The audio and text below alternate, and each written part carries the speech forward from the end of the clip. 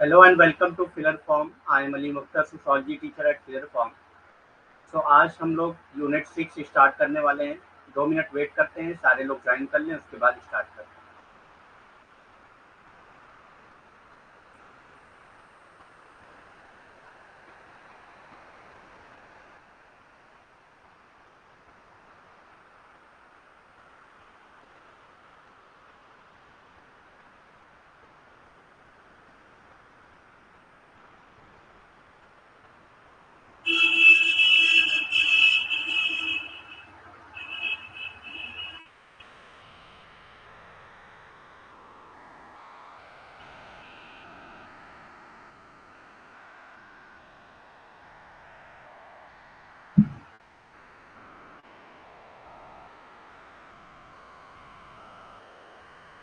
तब तक आप लोग कंफर्म करिए वॉइस एंड पीपीटी क्लियर है या नहीं।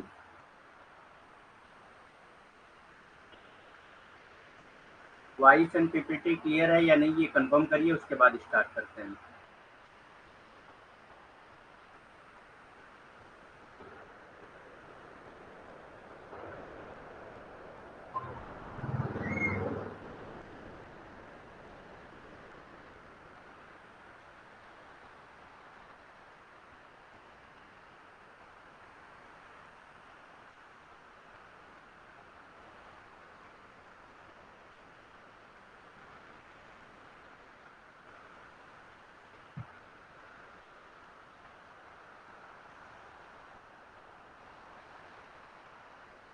Good evening all,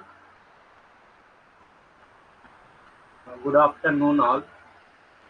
good evening नहीं, गुड आफ्टरनून है। ठीक,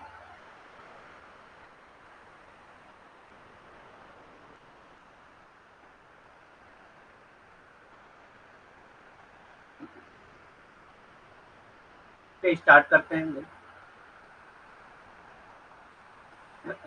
तो जिन्होंने अभी तक पिलर फॉर्म ज्वाइन नहीं किया है, वो मेरा रेफरल कोड यूज कर सकते हैं अलीम 10, जिनसे उनको जो है एक्स्ट्रा 10% डिस्काउंट मिल जाएगा। ऑलरेडी हम लोग यूनिट 5 कंप्लीट कर चुके हैं, आज यूनिट 6 स्टार्ट करने वाले हैं। तो जिन्होंने भी ज्वाइन नहीं किया वो ज्वाइन कर लें, और बाकी 5 यूनिट की उनको रिकॉर्डेड क्लासेस मिल जाएंगी, और आगे की 5 यूनिट जो है वो लाइव क्लासेस उनको मिलेंगी। और आगे प्रीवियस ईयर क्वेश्चन जो हम लोग करेंगे वो, और जो रिवीजन करेंगे वो उनको मिल जाएगा। ठीक है। और एक अनाउंसमेंट है, 8 अक्टूबर को 9 बजे जेआरएफ फतेह के नाम से संडे को फ्री वेबिनार हो रहा है पिलर फॉर्म की तरफ से। ठीक, जिसमें डॉक्टर जितेंद्र गोस्वामी सर और डॉक्टर नीतू मैम जो है वो आप लोग को इस वेबिनार में आप लोग को बताएंगी। ठीक, कि किस तरह से आपको जेआरएफ क्वालिफाई करना है और क्या क्या स्ट्रेटेजी होनी चाहिए, ये सब चीज़ें वो बताएंगी आप। ठीक, तो इसमें एक दो अनाउंसमेंट है जो आपके लिए सबसे इम्पोर्टेंट है, कि if you join course get free paper 1 book. अगर आप जो है अभी कोर्स ज्वाइन करेंगे तो आपको फ्री पेपर 1 बुक मिलेगी, और अगर आप ज्वाइन करते हैं वेबिनार तो आपको फ्री मॉक टेस्ट मिलेंगे। जो भी मॉक टेस्ट होंगे वो आपको फ्री मिलेंगे। ठीक, अगर आप ज्वाइन करते हैं अभी वेबिनार जो होने वाला है 8 अक्टूबर को, तब सेम यही है। ऑनलाइन फ्री वेबिनार है जेआरएफ फतेह, जेआरएफ पर फतेह सक्सेस की तैयारी फिलर फॉर्म के संग है जारी। If you join webinar get free mock test. अगर आप वेबिनार ज्वाइन करते हैं तो आपको फ्री मॉक टेस्ट दिया जाएगा। ठीक, अगर आपको कोई भी प्रॉब्लम होती है ज्वाइन करने में या कोर्स परचेज करने में, तो नीचे की दिए गए नंबर्स और वेबसाइट को आप विजिट कर सकते हैं, बात कर सकते हैं, इस नंबर पे मैसेज कर सकते हैं।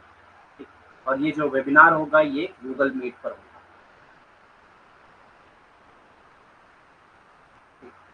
स्टार्ट करते हैं देन। सो सबसे पहले आता है economy and society part 1। Economy and society part 1। अभी मेरा मतलब राइटिंग पैड आया नहीं है, इसीलिए राइटिंग नहीं हो पाएगी अभी 1-2 दिन। परसों का टाइम दिया है, अगर कल भी आ सकता है, परसों भी आ सकता है, क्योंकि जो मेरा था वो ख़राब हो गया है। तो इसीलिए थोड़ा सा प्रॉब्लम होगी, आपको थोड़ा मैनेज करना पड़ेगा। ज़्यादा ध्यान से सुनेंगे तो समझ में आएगा। सो इकोनॉमी एंड सोसाइटी पार्ट 1 आज हम लोग करेंगे, जो है यूनिट 6। यूनिट 6 का पहला टॉपिक है। ठीक, तो स्टार्ट करने जाते हैं इसको। तो सबसे पहला इसमें जो आता है टॉपिक वो है एक्सचेंज, अदला बदली। ठीक, एक्सचेंज यानी कि अदला बदली। Social exchange suggest that it is the valuing of the benefit and cost of each relationship that determine whether or not we choose to continue a social association। ठीक, तो सोशल एक्सचेंज क्या suggest करता है, that it is the valuing of the benefit and cost of each relationship. तो ये क्या है, social exchange क्या है, ये रिलेशनशिप को वैल्यू करने का एक तरीका है। ठीक, benefit of cost and cost of each relationship, क्या कास्ट है और क्या उससे बेनिफिट आपको मिल रहा है उस रिलेशनशिप से, इसको वैल्यू करने के लिए सोशल एक्सचेंज सिस्टम बताया गया है। That determine whether or not we choose to continue, और यही डिटरमाइन करता है कि आप उस रिलेशनशिप को या उस सोशल एसोसिएशन को कंटिन्यू रखेंगे या उसको खत्म करना चाहेंगे। ठीक, तो अदला बदली क्या है, सामाजिक आदान प्रदान से पता चलता है कि ये प्रत्येक रिश्ते के लाभों और लागतों का मूल्यांकन है, जो ये निर्धारित करता है कि हम एक सामाजिक संघ को जारी रखना चुनेंगे या नहीं। ठीक, तो सामाजिक आदान प्रदान क्या है, एक ऐसा तरीका है जो रिश्तों में जो भी लाभ हैं या जो भी लागत है उसको मूल्यांकन करने के लिए निर्धारित होता है। ठीक, और ये भी बताता है कि आप जो है कोई भी सामाजिक संघ यानी कि जिस रिलेशनशिप में आप हैं वो रिलेशनशिप आप कंटिन्यू रखना चाहेंगे, जारी रखना चाहेंगे या उसको खत्म करना चाहेंगे। तो यही है सोशल एक्सचेंज। एक्सचेंज मतलब कि या आप वैल्यू करते हैं उस रिलेशनशिप को कि आप जो है उसको आगे बढ़ाना चाहेंगे या नहीं बढ़ाना चाहेंगे। ठीक, उस रिलेशनशिप को आगे बढ़ाना चाहेंगे या नहीं बढ़ाना चाहेंगे, ये आप पे डिपेंड करता है। Karl Polanyi, an economic historian, has identified three basic modes of exchange। तो कार्ल पोलियानी ने तीन बेसिक मोड ऑफ एक्सचेंज के बारे में बताया है। ठीक, वो हम लोग देखेंगे वन बाय वन क्या होता है। तो ये बहुत इंपॉर्टेंट है क्योंकि कई बार एग्जाम में पूछा जा चुका है इससे रिलेटेड क्वेश्चन। कार्ल पोलियानी ने एक आर्थिक इतिहासकार ने, मतलब ये कार्ल पोलियानी जो थे वो क्या थे, एक आर्थिक इतिहासकार थे, एक हिस्टोरियन थे। एक इन्होंने विनिमय के तीन अलग अलग तरीकों की पहचान की। तो इन्होंने तीन अलग अलग तरीकों की पहचान की। तो सबसे पहला जो तरीका है वो क्या है, रेसिप्रोसिटी यानी कि बार्टर सिस्टम। सबसे पहला तरीका क्या है, रेसिप्रोसिटी यानी कि बार्टर सिस्टम। अब ये रेसिप्रोसिटी क्या होती है, रेसिप्रोसिटी मतलब होता है कि आप जो है गुड्स के बदले गुड्स देते हैं, सर्विस के बदले सर्विस देते हैं। ठीक, तो या गुड्स के बदले सर्विस, सर्विस के बदले गुड्स, कुछ भी हो सकता है। इसी को बार्टर सिस्टम कहा जाता है। जहाँ पे आप जो है मनी सिस्टम जहाँ पे ना हो उसको बार्टर सिस्टम कहा जाता है। रेसिप्रोसिटी यानी कि बार्टर सिस्टम, आपने किसी से गुड्स लिया, आपको आपने एक्सचेंज में उसको क्या दिया, गुड्स दे दिया। ठीक, किसी से गुड्स लिया, एक्सचेंज में उससे गुड्स ले लिया, या आपने किसी को सर्विस प्रोवाइड की, एक्सचेंज में वो आपको सर्विस प्रोवाइड कर रहा है, या आपने किसी से सर्विस लिया, एक्सचेंज में उसको आप गुड दे रहे हैं। ठीक, या किसी से आपने गुड लिया और सर्विस प्रोवाइड कर रहे हैं, तो कोई भी तरीका हो सकता है। ठीक, पारस्परिकता, पारस्परिकता क्या है, वस्तु विनिमय। तो इसका नाम ही वस्तु विनिमय है, यानी कि एक ऐसा तरीका जिसमें आप वस्तु से वस्तु एक्सचेंज करते हैं, एक वस्तु देकर दूसरी वस्तु लेते हैं। और या तो जो है आप सर्विस यानी कि कार्य जो है करते हैं, सेवा जो करते हैं, सेवा करेंगे, सेवा के बदले सेवा लेंगे, या सेवा के बदले वस्तु लेते हैं या वस्तु के बदले सेवा करते हैं। ठीक, तो इसी को बार्टर सिस्टम। तो कार्ल पोलियानी का जो पहला सिस्टम है वो क्या है, पारस्परिकता यानी कि वस्तु विनिमय, रेसिप्रोसिटी यानी कि बार्टर सिस्टम। ठीक, दूसरा कॉन्सेप्ट आता है रीडिस्ट्रीब्यूशन। रीडिस्ट्रीब्यूशन क्या होता है, ये सेरेमोनियल एक्सचेंज होता है। ठीक, रीडिस्ट्रीब्यूशन क्या होता है, सेरेमोनियल एक्सचेंज। किसी सेरेमनी की वजह से, किसी सेरेमनी में या फ्रेंडशिप जो भी हो सकता है, किसी रिलेशनशिप, किसी एक स्पेशल रिलेशनशिप या कोई सेरेमोनियल एक्सचेंज होता है जिसमें आप जो है गिफ्ट वगैरह एक्सचेंज करते हैं। ठीक, किसी को गिफ्ट देते हैं और किसी से गिफ्ट लेते हैं, जैसे मैरिज वगैरह। मैरिज क्या एक सेरेमनी है, उसमें आप लोगों को गिफ्ट देते हैं और ऊपर उधर से भी आपको गिफ्ट मिलता है। तो ये क्या है, एक तरह का रीडिस्ट्रीब्यूशन सिस्टम है। ठीक, रीडिस्ट्रीब्यूशन सिस्टम है, आप जो है ये हाँ रीडिस्ट्रीब्यूट करते हैं। गिफ्ट सिस्टम को आप भी समझ लीजिए, सेरेमोनियल गिफ्ट और एक्सचेंज सिस्टम जो होता है वो रीडिस्ट्रीब्यूशन कहलाता है। ठीक, सेरेमनी है कुछ, वहाँ पे आप कुछ ऐसे त्योहार भी होते हैं कि हम उनके यहाँ कुछ देते हैं, वो हमारे यहाँ ला के कुछ चीज़ देते हैं, तो ये भी क्या है, एक तरह का एक्सचेंज है, जिसको हिंदी में कहते हैं पुनर्वितरण। पुनर्वितरण जो है वो औपचारिक होता है, किसी एक पार्टिकुलर जो भी एक त्योहार होगा उसी त्योहार पे हम लोग ये चीज़ है पुनर्वितरण करते हैं, ठीक। एक दूसरे से एक्सचेंज करते हैं चीज़ों। कोई भी त्योहार आपने नाम, बहुत नाम है त्योहार के, ठीक।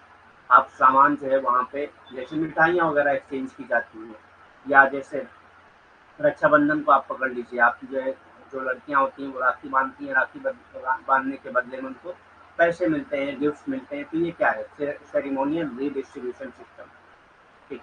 तीसरा क्या है, मार्केट एक्सचेंज, बाजार विनिमय। तो मार्केट एक्सचेंज होता है, वो मार्केट एक्सचेंज में क्या चीजें होती हैं, मार्केट एक्सचेंज में हमेशा पैसों का लेन देन होता है, ठीक। आप सामान के बदले पैसा देते हैं और पैसे के बदले आप सामान खरीदते हैं, ठीक। तो मार्केट एक्सचेंज में मतलब जो मार्केट सिस्टम आज चल रहा है वही मार्केट एक्सचेंज कहलाता है। कोई भी सामान अभी आप खरीदना हो, चाहे वो सामान उस मार्केट में बिक रहा हो, किसी आप मतलब अगर शॉप पे चले जाइए, उस शॉप पे मान लेते हैं एक शर्ट खरीदने आप गए किसी शॉप पे, ठीक। तो शर्ट के बदले आप शर्ट देंगे तो वो नहीं देगा आपको, ठीक। शर्ट के बदले आपको पैसा ही देना है तभी वो आपको देगा। हालांकि हो सकता है कि आपकी शर्ट जो है उससे महंगी भी हो, लेकिन तब भी नहीं देगा, शर्ट के बदले आपको शर्ट कभी नहीं देगा। मार्केट एक्सचेंज में क्या होता है, आप यहाँ पे मनी सिस्टम जो है वो इन्वॉल्व होता है, ठीक। आप सामान के बदले आपको पैसा ही देना है, ठीक, और पैसे के बदले आपको सामान मिलेगा, ठीक। बाजार विनिमय, बाजार विनिमय क्या होता है, यहाँ पे जो है पैसा इन्वॉल्व होता है, पैसा इसमें जरूरी होता है, ठीक। कोई भी सामान आप खरीदेंगे तो आपको पैसा दे के ही खरीदना पड़ेगा, सामान के बदले, किसी वस्तु के बदले आपको वस्तु नहीं मिलती, ठीक। चाहे वो वस्तु उससे कीमती ही क्यों ना हो, वो सामान, वो वस्तु के बदले वस्तु, वो आपको कोई भी वस्तु नहीं देगी, ठीक। जैसे अगर किसी शर्ट की दुकान पे जाते हैं तो शर्ट के बदले वो आपको शर्ट कभी नहीं देगा, ठीक। आप एक नई शर्ट लेके जाइए और उससे कहिए मुझे ये शर्ट दे दीजिए, जो दूसरी है ये शर्ट रख लीजिए, तो वो नहीं रखते, ठीक, वो कभी नहीं देगा आपको, ठीक। तो इसी को कहते हैं बाजार विनिमय, जहाँ पे पैसे का लेन देन होता है, ठीक। आज का जो सिस्टम है वो क्या है, मार्केट एक्सचेंज सिस्टम है, ठीक। जो बाजारों में पाया जाता है, बार्टर सिस्टम तो लगभग खत्म ही हो गया है, ठीक।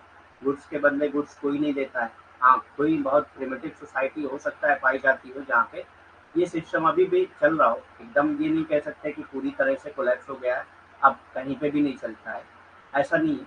कहीं ना कहीं ट्राइबल एरियाज में बहुत सी जगहों पे चलता है, ठीक। जो बहुत प्रिमिटिव एरियाज हैं वहाँ पे ये सब चीज़ें चलती हैं, तो बहुत मतलब प्राचीन काल की जो सोसाइटीज हैं, प्राचीन काल नहीं कहेंगे, जो बहुत प्राथमिक जो सोसाइटी है, जहाँ पे अभी बहुत ज़्यादा डेवलपमेंट नहीं हुआ है, वहाँ पे ये पारस्परिकता का सिस्टम यानी कि वस्तु विनिमय अभी भी चलता है, ठीक।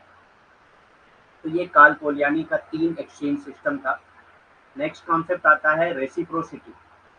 रेसिप्रोसिटी, और अब ये वन बाय वन एक्सचेंज को मतलब डिफाइन करेंगे हम लोग रेसिप्रोसिटी, फिर उसके बाद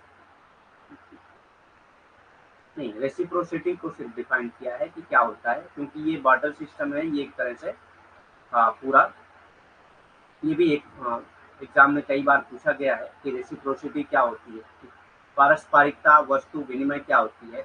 इन the absence of money as a store and measurement of value and medium of exchange, ठीक। Economic transaction were always on exchange, barter is direct form of exchange. तो ये क्या है, बार्टर क्या है, डायरेक्ट फॉर्म ऑफ एक्सचेंज है, reciprocity क्या है, डायरेक्ट फॉर्म ऑफ एक्सचेंज है। क्या यहाँ पे देखिए, मैं पहले ही बताया हूँ कि यहाँ पे मनी मनी जो है वो एब्सेंट होती है। In the absence of money मतलब पैसे का कोई लेन देन यहाँ पे नहीं होता। As a store and measurement of value, ठीक, एक वैल्यू के मेजरमेंट के लिए और स्टोर के लिए जो है कोई भी पैसा नहीं होता है, इसीलिए एंड मीडियम ऑफ एक्सचेंज के लिए पैसा नहीं होता है, या इकोनॉमिक ट्रांजेक्शन। तो यहाँ पे क्या है, जो भी इकोनॉमिक ट्रांजेक्शन होता है वो एक्सचेंज के बेस पे होता है, ठीक, वो एक्सचेंज के बेस पे होता है। गुड्स के बदले आपको गुड्स देना होता है, सर्विस के बदले आपको सर्विस देना होता है, या सर्विस के बदले गुड्स, गुड्स के बदले सर्विस होती है, ठीक। तो barter is a direct form of exchange in the absence of money. तो मनी के एब्सेंस में किस लिए, मनी का क्या काम होता है, स्टोर के लिए मेजरमेंट ऑफ वैल्यू के लिए, ठीक, या मीडियम ऑफ एक्सचेंज के लिए। अगर ये ऑप्शंस है मनी इन सब कामों के लिए, तो इकोनॉमिक ट्रांजेक्शन जो है वो किस पे होता है, हमेशा एक्सचेंज सिस्टम पे ही बेस्ड होता है, जहाँ पे गुड्स के बदले गुड्स दिए जाते हैं और वस्तु के बदले वस्तु दिए जाते हैं, या मतलब आप कह सकते हैं सर्विस के बदले सर्विस दी जाती है, ठीक। तो पारस्परिकता यानी कि वस्तु विनिमय क्या होता है, मुद्रा के भंडार और मूल्य के मापन तथा विनिमय के माध्यम से। तो मुद्रा के भंडार और मूल्य के मापन तथा विनिमय के माध्यम से, विनिमय के माध्यम के अभाव में आर्थिक लेन देन हमेशा विनिमय पर होते हैं, ठीक। तो अगर जो है मुद्रा का भंडार या मूल्य के मापन तथा विनिमय के माध्यम के अभाव में आर्थिक लेन देन हमेशा विनिमय होता है, ठीक। अगर जो है मुद्रा ना हो, ठीक, भंडार के लिए, मूल्य के मापन के लिए, ठीक, और विनिमय के माध्यम के लिए, तो उस वक्त जो है आर्थिक लेन देन ही हमेशा विनिमय, आर्थिक लेन देन जो है वो हमेशा विनिमय पर ही होता है, यानी कि वस्तु के बदले वस्तु दी जाती है और सेवा के बदले सेवा दी जाती है, या वस्तु के बदले सेवा या सेवा के बदले वस्तु हो सकती है, ठीक। वस्तु विनिमय, विनिमय का प्रत्यक्ष रूप है, ठीक। तो वस्तु विनिमय क्या है, विनिमय का प्रत्यक्ष रूप। Barter is a direct form of exchange, ठीक। तो वस्तु विनिमय क्या है, विनिमय का प्रत्यक्ष रूप। नेक्स्ट आता है silent trade is another type of exchange. Silent trade भी एक तरह का एक्सचेंज है, ठीक। मौन व्यवहार भी एक तरह का एक्सचेंज है, एक तरह का विनिमय का प्रकार है। अब ये मौन व्यवहार क्या होता है, in some societies goods are place for exchange.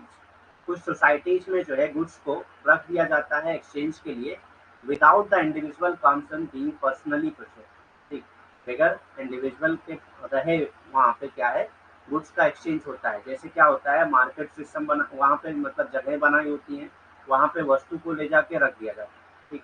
जब दूसरे लोग आते हैं तो या तो वो उस वस्तु को ले लेंगे, उसकी जगह पे कोई दूसरी वस्तु रख देंगे या पैसा रख देंगे। तो ये क्या है, एक तरह का साइलेंट ट्रेड, ठीक।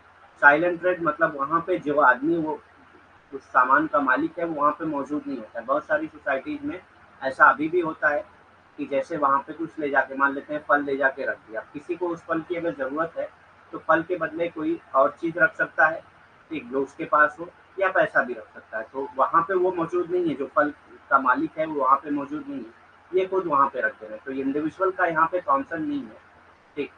Without the individual concern being personally present, individual वहाँ पर्सनली प्रेजेंट नहीं होता है, या उसका कंसर्न वहाँ पे पर्सनली प्रेजेंट नहीं होता है, लेकिन वहाँ पे क्या है, चीज़ें रखी होती हैं और उसको एक्सचेंज के बदले उसकी उस चीज़ को लिया जाता है। तो इस तरह के ट्रेड को क्या कहा जाता है, साइलेंट ट्रेड कहा जाता है, ठीक। In some societies goods are placed for exchange without the individual concern being personally present, ठीक। मौन व्यवहार एक अन्य प्रकार का विनिमय है। अब ये मौन व्यवहार होता क्या है, कुछ समाजों में संबंधित व्यक्ति की व्यक्तिगत उपस्थिति के बिना वस्तुओं को विनिमय के लिए रखा जाता है, ठीक। तो कुछ समाज ऐसे पाए जाते हैं, अभी भी कुछ समाज ऐसे पाए जाते हैं जहाँ पे जो व्यक्ति उस वस्तु से संबंधित है वो वहाँ पे नहीं होता है, वो व्यक्तिगत रूप से वो वहाँ पे उपस्थित नहीं होता है, उसके व्यक्तिगत रूप से उपस्थित होने हुए बिना ही, ठीक है, वस्तुओं का विनिमय होता है। मतलब वस्तु वस्तु को वहाँ पे रख देता है, और लोग जिसको उस वस्तु की ज़रूरत है, वस्तु के बदले वस्तु भी रख सकता है या वस्तु के बदले पैसा भी रख सकता है। तो ऐसे व्यवहार को, ऐसे विनिमय प्रणाली को मौन व्यापार कहा जाता है, ठीक। और मौन व्यापार भी क्या है, विनिमय का एक प्रकार है, ठीक। मौन व्यापार भी क्या है, विनिमय का एक प्रकार है।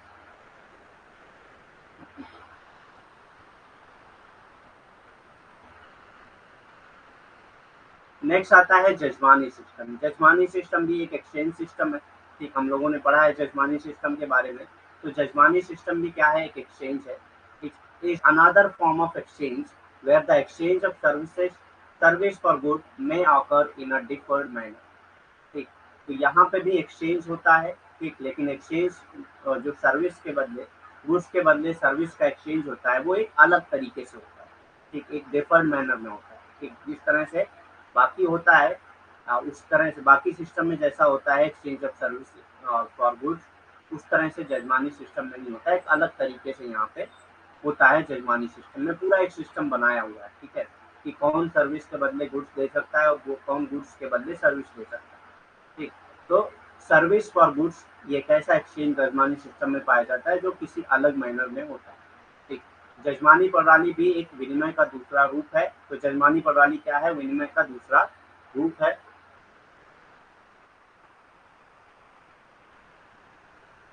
ठीक है, जजमानी प्रणाली भी विनिमय का दूसरा रूप है, जहां वस्तुओं के लिए सेवा का आदान प्रदान आस्थगित तरीके से हो सकता है।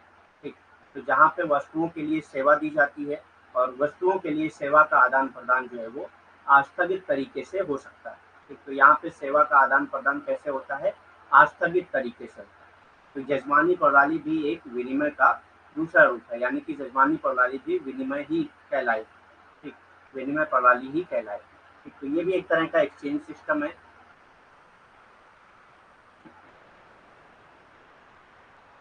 नेक्स्ट आता है रीडिस्ट्रीब्यूशन, यानी कि सेरिमोनियल एक्सचेंज, पुनर्वितरण औपचारिक। ठीक, रीडिस्ट्रीब्यूशन यानी कि पोलयानी का जो दूसरा पॉइंट है एक्सचेंज का, वो है रीडिस्ट्रीब्यूशन यानी कि सेरिमोनियल एक्सचेंज, पुनर्वितरण या औपचारिक एक्सचेंज। ठीक, ceremonial exchange confers Prestige on donor and receiver of goods. ठीक, औपचारिक आदान प्रदान दाताओं और वस्तुओं के प्राप्तकर्ताओं पर प्रतिष्ठा प्रदान करता है। तो ये क्या करता है? confers prestige on donor and receiver of goods। ठीक, तो ये एक तरह का प्रेस्टीज, एक तरह का जो है क्या करता है? प्रतिष्ठा प्रदान करता है, प्रेस्टीज प्रदान करता है, ऑनर प्रदान करता है। ठीक, इसके लिए जो डोनर है, on donor and receiver of services, या जो सर्विस को रिसीव कर रहा है वो, ठीक, दोनों को ये प्रेस्टीज प्रोवाइड करता है सेरिमोनियल एक्सचेंज सिस्टम जो होता है। ठीक, औपचारिक आदान प्रदान दाताओं और वस्तुओं के प्राप्तकर्ताओं पर प्रतिष्ठा प्रदान करता है। ठीक, तो जो भी दाता है यानी कि जो देने वाला है, और जो प्राप्त करता है यानी कि जो वस्तु को पाने वाला है, तो पुनर्वितरण क्या है? ये औपचारिक तरीके से होता है, यानी कि कोई भी प्रोग्राम, कोई भी त्योहार वगैरह होता है उसमें इस तरह का तो पुनर्वितरण किया जाता है। ठीक, ये औपचारिक आदान प्रदान कहलाता है। ये दाताओं और वस्तुओं के प्राप्तकर्ता पर प्रतिष्ठा प्रदान करता है। प्रतिष्ठा प्रदान करता है मतलब उनको एक तरह से इज्जत देता है। ठीक, often the purpose of exchanging good. तो ये जो रीडिस्ट्रीब्यूशन होता है, इसका पर्पज क्या होता है? Often the purpose of exchanging goods are to maintain amicable relations between groups to minimize the possibilities of conflict। तो ये जो रीडिस्ट्रीब्यूशन में जो एक्सचेंज ऑफ गुड्स होता है, ये रिलेशनशिप को बनाए रखने के लिए होता है, ताकि मतलब कॉन्फ्लिक्ट पैदा ना हो, दो ग्रुप के बीच में कॉन्फ्लिक्ट पैदा ना हो। ठीक, तो ये जब भी जो है एक्सचेंज सिस्टम बना रहेगा, ठीक, तो रिलेशनशिप बनी है। एक्सचेंज ऑफ गुड्स अगर बना रहेगा, होता रहेगा रीडिस्ट्रीब्यूशन में, तो रिलेशनशिप बनी रहती है। जैसे आप किसी को गिफ्ट देंगे तो वो आपके खिलाफ थोड़ी ना कभी बोलेगा। ठीक, तो इसी तरह से ये क्या करते हैं? गुड्स का एक्सचेंज करते हैं, सेरिमोनियल एक्सचेंज करते हैं। ठीक, ताकि मतलब ग्रुप के बीच में रिलेशनशिप बना रहे और कभी भी कॉन्फ्लिक्ट की पॉसिबिलिटी ना आ पाए। ठीक, इसीलिए ये क्या करते हैं? पॉसिबिलिटी ऑफ कॉन्फ्लिक्ट को मिनिमाइज करते हैं। तो रीडिस्ट्रीब्यूशन का काम क्या होता है? रिलेशनशिप को मेंटेन करना, किस लिए? ताकि मतलब कॉन्फ्लिक्ट की जो पॉसिबिलिटी है वो खत्म हो जाए। ठीक, अक्सर वस्तुओं के आदान प्रदान का उद्देश्य क्या होता है? तो जो रीडिस्ट्रीब्यूशन यानी कि क्या होगा? रीडिस्ट्रीब्यूशन का पुनर्वितरण का जो तरीका है वो किस लिए होता है? संबंध को बनाए रखने के लिए, दो समूहों के बीच जो संबंध है उसको बनाए रखने के लिए, सौहार्द बनाए रखने के लिए। ठीक, हाँ, ये काम किया जाता है, ताकि जो है संघर्ष की संभावना जो है वो खत्म हो जाए, संघर्ष की जो भी संभावना है वो खत्म हो जाए या वो कम हो जाए। ठीक, अक्सर वस्तुओं के आदान प्रदान का उद्देश्य संघर्ष की संभावना को कम करने के लिए समूहों के बीच सौहार्दपूर्ण संबंध बनाए रखना होता है। ठीक, तो अक्सर जो वस्तुओं का आदान प्रदान होता है इसमें पुनर्वितरण में, वो किस लिए होता है? उसका उद्देश्य ये होता है कि संघर्ष की संभावना को कम करना। ठीक, संघर्ष की संभावना को कम करना और समूहों के बीच सौहार्दपूर्ण संबंध बनाए रखना। ठीक, और समूहों के बीच सौहार्दपूर्ण संबंध बनाए रखना है। ठीक,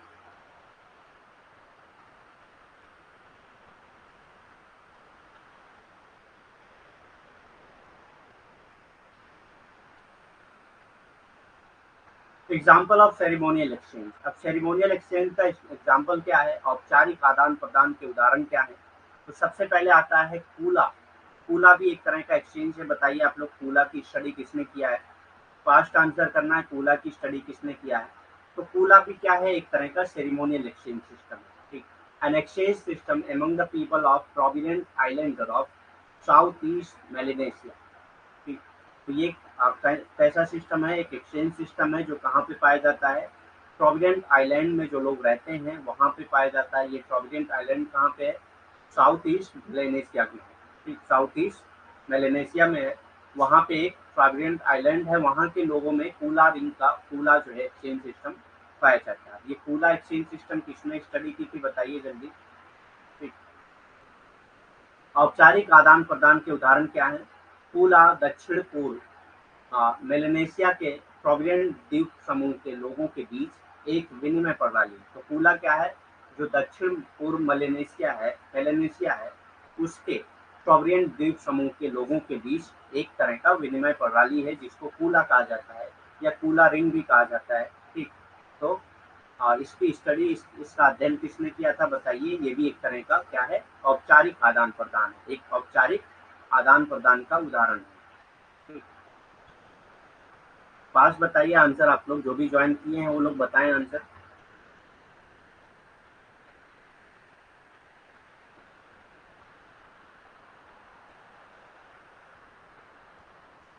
नेक्स्ट आता है पोटलाश। पोटलाश क्या है? पोटलाश होगा ये, पाटलाश नहीं होगा, पोटलाश है ये। ठीक, a potlatch is characterised by a ceremony in which possessions are given away. तो ये भी क्या है? सेरेमोनियल एक्सचेंज सिस्टम है पोटलाश भी।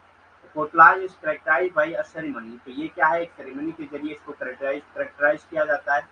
इन विच पोजेशंस आर गिवन अवे, तो यहाँ पे पोजेशन दिए जाते हैं और डिस्ट्रॉयड या उसको जो है बर्बाद कर दिया जाता है। टू डिस्प्ले वेल्थ, अपनी वेल्थ को दिखाने के लिए, अपने पैसे को दिखाने के लिए क्या करते हैं? जो पोजेशंस होते हैं उसको दे दिया जाता है या उसको बर्बाद कर दिया जाता है, अपनी वेल्थ के दिखाने के लिए, अपनी जेनरोसिटी को दिखाने के लिए, या इनहेंस प्रेस्टीज, अपने प्रेस्टीज को बढ़ावा देने के लिए। ठीक, तो पोटलाज क्या है? एक ऐसा समारोह है जिसके द्वारा क्या होता है? ठीक, जिसमें धन, उदारता और प्रतिष्ठा बढ़ाने के लिए संपत्ति को दिया जाता है। ठीक, तो संपत्ति को दिया जाता है या नष्ट कर दिया जाता है। तो अपनी संपत्ति को दिया जाता है या नष्ट कर दिया जाता है। आप रिसेंटली देखा है आपने कि एक होटल में जो है प्लेट तोड़ने का जो सिस्टम था, वो क्या है? एक तरह से वेल्थ को डिफाइन करने के लिए, वेल्थ का दिखावा करने का एक सिस्टम था। ठीक, तो पोटलाज भी क्या है? इसमें क्या करते हैं? जो भी संपत्ति होती है उसको या तो बांट दिया जाता है, किसी को दे दिया जाता है, या उसको नष्ट कर दिया जाता है। अब वो नष्ट क्यों किया जाता है? वो नष्ट इसलिए किया जाता है ये बताने के लिए कि हमारे पास धन है, हम बहुत उदार हैं, और अपनी प्रतिष्ठा को बढ़ाने के लिए हम करते हैं। क्योंकि जिनके पास धन होता है उसकी उसी के पास प्रतिष्ठा होती है। ठीक, जिनके पास धन होता है उसी के पास प्रतिष्ठा होती है। ठीक, तो प्रतिष्ठा को बढ़ाने के लिए जो है, या प्रतिष्ठा का को दिखाने के लिए, अपनी प्रतिष्ठा को बढ़ाने के लिए, अपनी उदारता को दिखाने के लिए, अपने धन को दिखाने के लिए पोटलाज सिस्टम किया जाता है, जिसमें संपत्ति को क्या किया जाता है? नष्ट कर दिया जाता है। ठीक, और या तो अगर नष्ट नहीं किया जा रहा है तो उसको बांट दिया जाता है। ठीक, उसको दे दिया जाता है किसी। नेक्स्ट आता है फेमस इन कम्युनिटीज। अब ये पोटलाज कहाँ पे पाया जाता है? ये north west coast of North America की कुछ कम्युनिटीज में पाया जाता है। ठीक, famous in communities of north west coast of North America. ठीक, तो north west coast of north north Africa America की कम्युनिटी में ये पाया जाता है। इन सोसाइटीज सच एज क्वेक्विट, टिंगिट, हेड़ा एंड चिनो। ठीक, तो ये नाम है सोसाइटीज का, यहाँ पे जो है पोटलाज सेरेमोनियल एक्सचेंज पाया जाता है। ठीक, उत्तरी अमेरिका के उत्तर पश्चिमी तट के समुदायों में प्रसिद्ध। तो ये उत्तरी अमेरिका के उत्तर पश्चिमी तट के समुदायों में प्रसिद्ध है ये। ठीक, क्या? सेरेमोनियल एक्सचेंज यानी कि औपचारिक आ, विनिमय प्रणाली जो है, वो जो पोटलाज है वो इन्हीं जगहों पे पाई जाती है। कहाँ पे? उत्तरी अमेरिका के उत्तरी पश्चिमी तट के समुदायों में ये ज़्यादा प्रसिद्ध है, जैसे कि क्वैकिट, टिंगिट, हैड़ा और चिनुक जैसे समाजों में पाई जाती है। ठीक, तो पोर्टलाज इन सब जगहों पे पाई जाती है, याद रखिएगा। ठीक, अभी आप लोगों ने आंसर नहीं दिया है कि कूला रिंग की स्टडी किसने किया था। आंसर दीजिए फास्ट। कूला रिंग की स्टडी किसने किया था?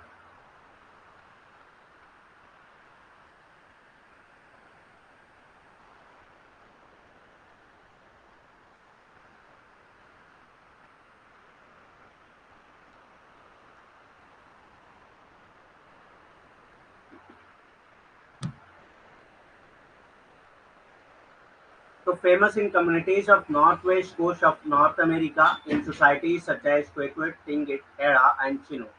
उत्तरी अमेरिका के उत्तरी पश्चिमी तट के समुदायों में ये प्रसिद्ध है, जैसे कि क्वैकेट, टिंगिट, हेड़ा और चिनुक जैसे समाजों में पाया जाता है। नेक्स्ट आता है मार्केट एक्सचेंज। तो कालपोलियानी का जो तीसरा था सिस्टम, एक्सचेंज सिस्टम जो उन्होंने बताया था, वो क्या है? Market exchange. तो मार्केट एक्सचेंज क्या होता है?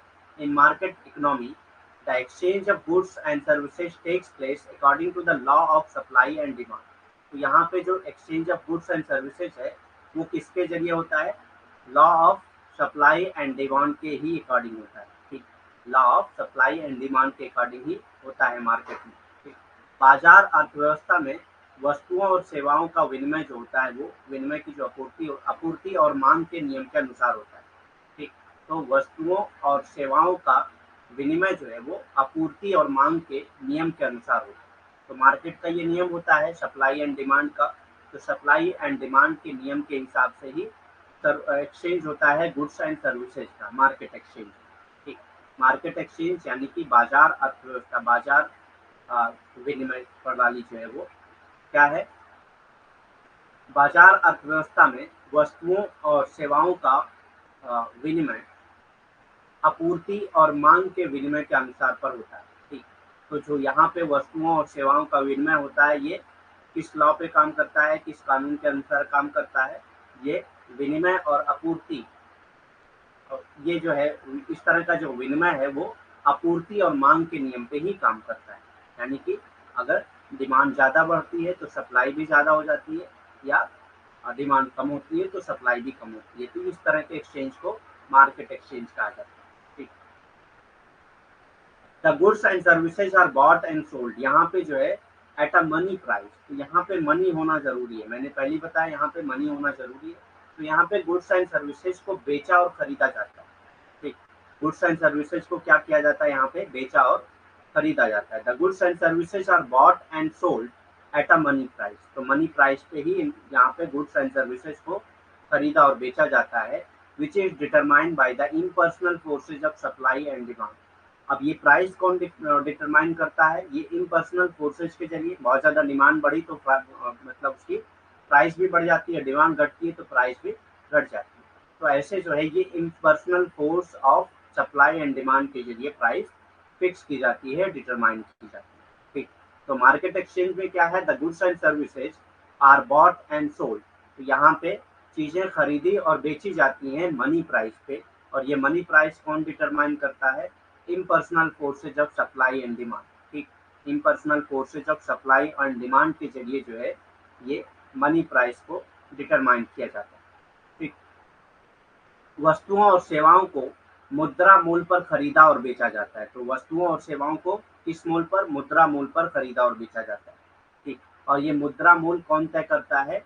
जो आपूर्ति और मांग की अवैयक्तिक शक्तियों द्वारा निर्धारित किया जाता है। ठीक, तो यहाँ पे कोई व्यक्ति नहीं निर्धारित करता है, लेकिन आपूर्ति और मांग की जो अवैयक्तिक शक्तियां हैं उसी के जरिए ये मुद्रा मूल्य निर्धारित किया जाता है। यानी कि जो भी आप चीजें खरीदेंगे वो पैसा दे के खरीदेंगे, और जो बेचेंगे उसके बदले आपको क्या मिलेगा? पैसा मिलेगा। ठीक, तो मुद्रा मूल्य पे ही खरीदा और बेचा जाता है। और ये मुद्रा मूल्य कौन तय करता है? ये आपूर्ति और मांग की अवैयक्तिक शक्तियों द्वारा ही निर्धारित किया जाता है। ठीक, यही बताते हैं कि किस चीज की प्राइस क्या हो। आपूर्ति अगर जो है बहुत अ, कम है, ठीक, तो यहाँ पे मुद्रा मूल्य जो है बढ़ जाएगा, या मांग बहुत ज्यादा है तो मुद्रा मूल्य बढ़ जाएगा। आपूर्ति जो है ज्यादा है, मांग कम है तो मुद्रा मूल्य कम हो जाएगा। तो इस नियम पे ये काम करता है हमेशा। It is purely economic model of exchange. तो ये जो मार्केट एक्सचेंज है ये purely economic model of exchange है, वेयर सोशल और political goal are less important than economic goal. तो यहाँ पे सोशल और पॉलिटिकल गोल इंपॉर्टेंट नहीं होता है, यहाँ पे सबसे ज्यादा इंपॉर्टेंट क्या होता है, इकोनॉमिक गोल सबसे ज्यादा इंपॉर्टेंट है। हर कोई इसी चक्कर में होता है कि कितना ज्यादा से ज्यादा पैसा कमा ले। ठीक, तो यहाँ पे इकोनॉमिक गोल सबसे ज्यादा इंपॉर्टेंट होता है, पॉलिटिकल गोल या सोशल गोल जो है इतना इंपॉर्टेंट यहाँ पे नहीं होता।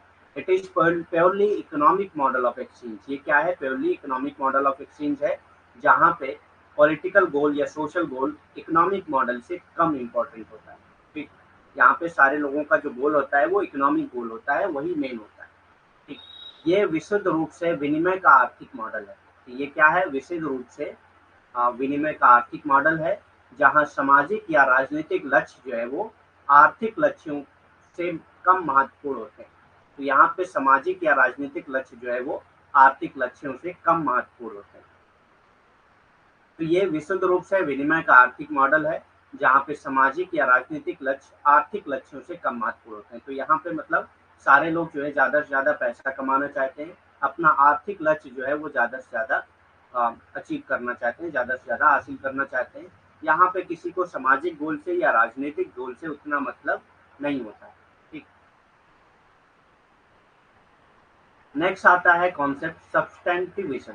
सब्सटेंटिविज्म, तो यहाँ तक कार्ल पोलियानी का जो एक्सचेंज सिस्टम था वो हो गया।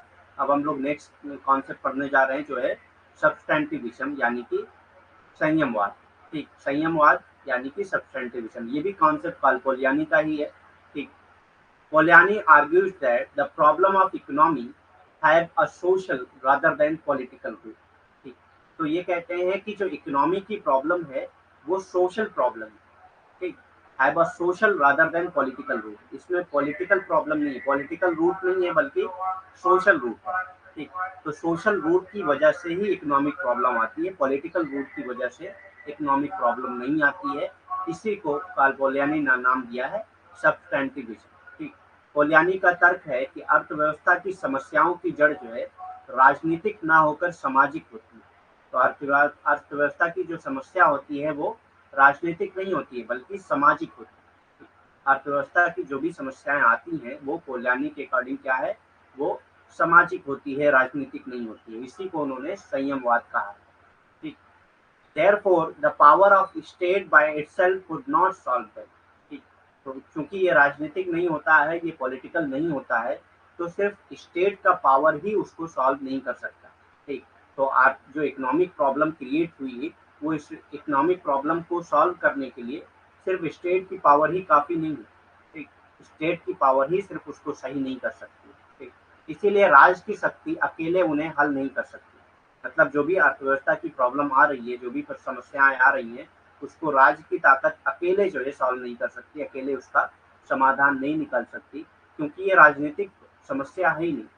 ठीक, राजनीति की वजह से जो है ये समस्या आई नहीं। तो अर्थव्यवस्था की समस्या जो है वो सामाजिक है। पोलियानी कहते हैं अर्थव्यवस्था की समस्या जो है वो क्या है, सामाजिक है, राजनीतिक नहीं है। और स्टेट जो है वो राजनीति का ही मतलब एक प्रणाली है। ठीक, तो इसीलिए राज्य जो है कभी भी अपनी शक्ति का इस्तेमाल करके आर्थिक और अर्थव्यवस्था को सही नहीं कर सकता। ठीक,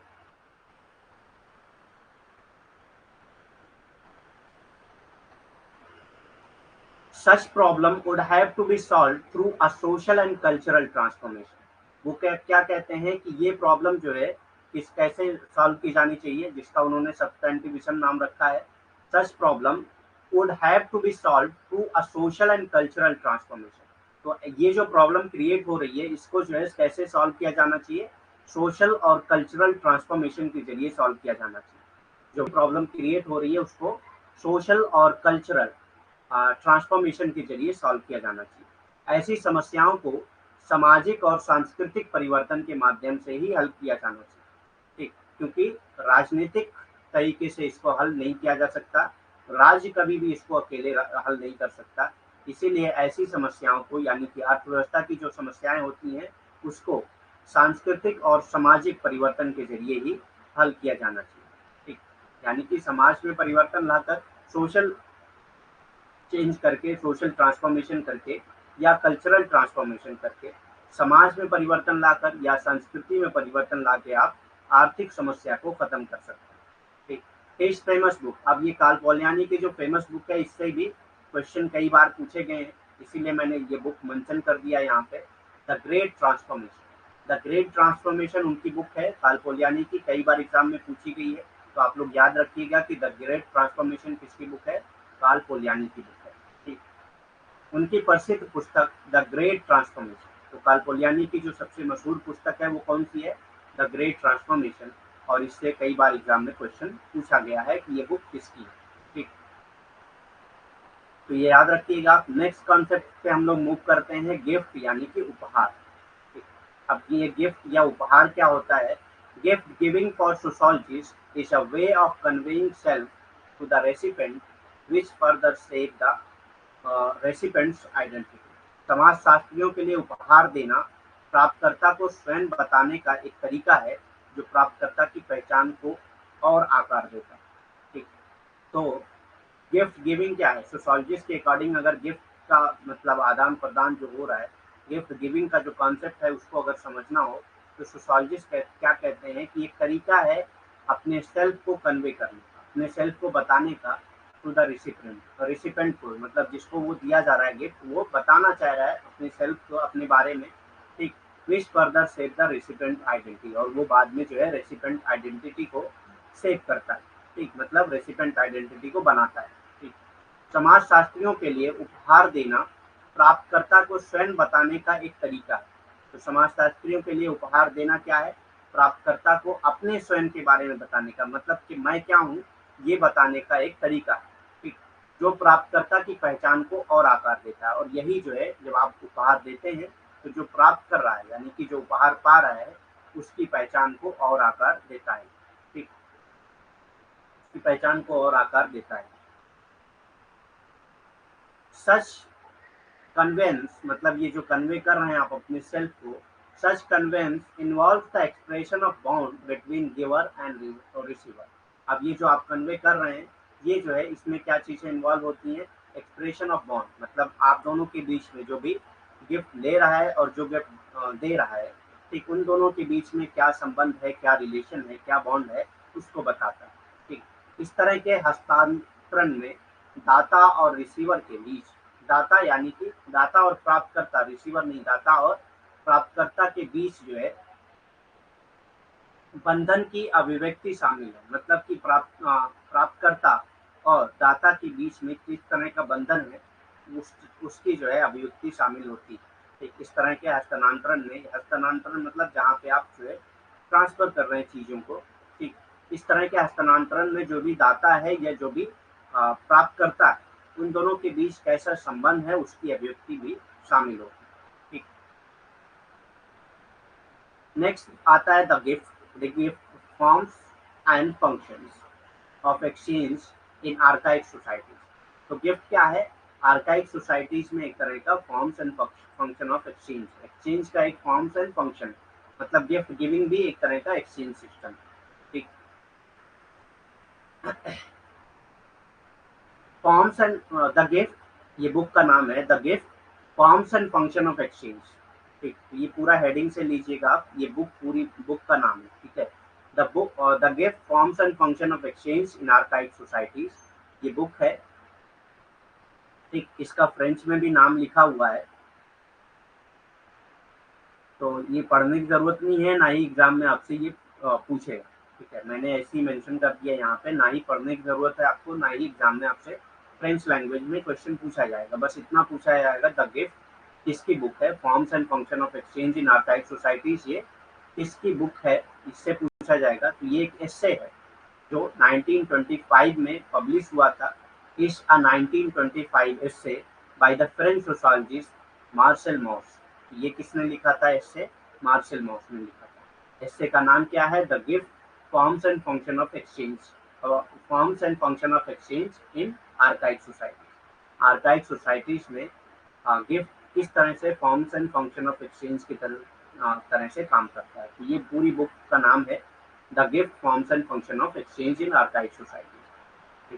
इसको हेडिंग बन गई है गलती से, तो ये गलत हो जाएगा, हालांकि आप समझ जाइएगा इसको।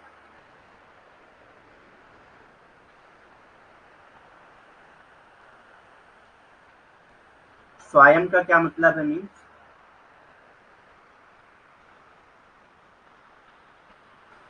सब्सटैंटिविज्म जो है एक कॉन्सेप्ट है काल्पोलियानी का, चूंकि यहाँ पे बात हो रही थी काल्पोलियानी की एक्सचेंज सिस्टम की, तो इसीलिए मैंने एक्स्ट्रा कॉन्सेप्ट के तौर पे सब्सटैंटिविज्म को ऐड कर दिया।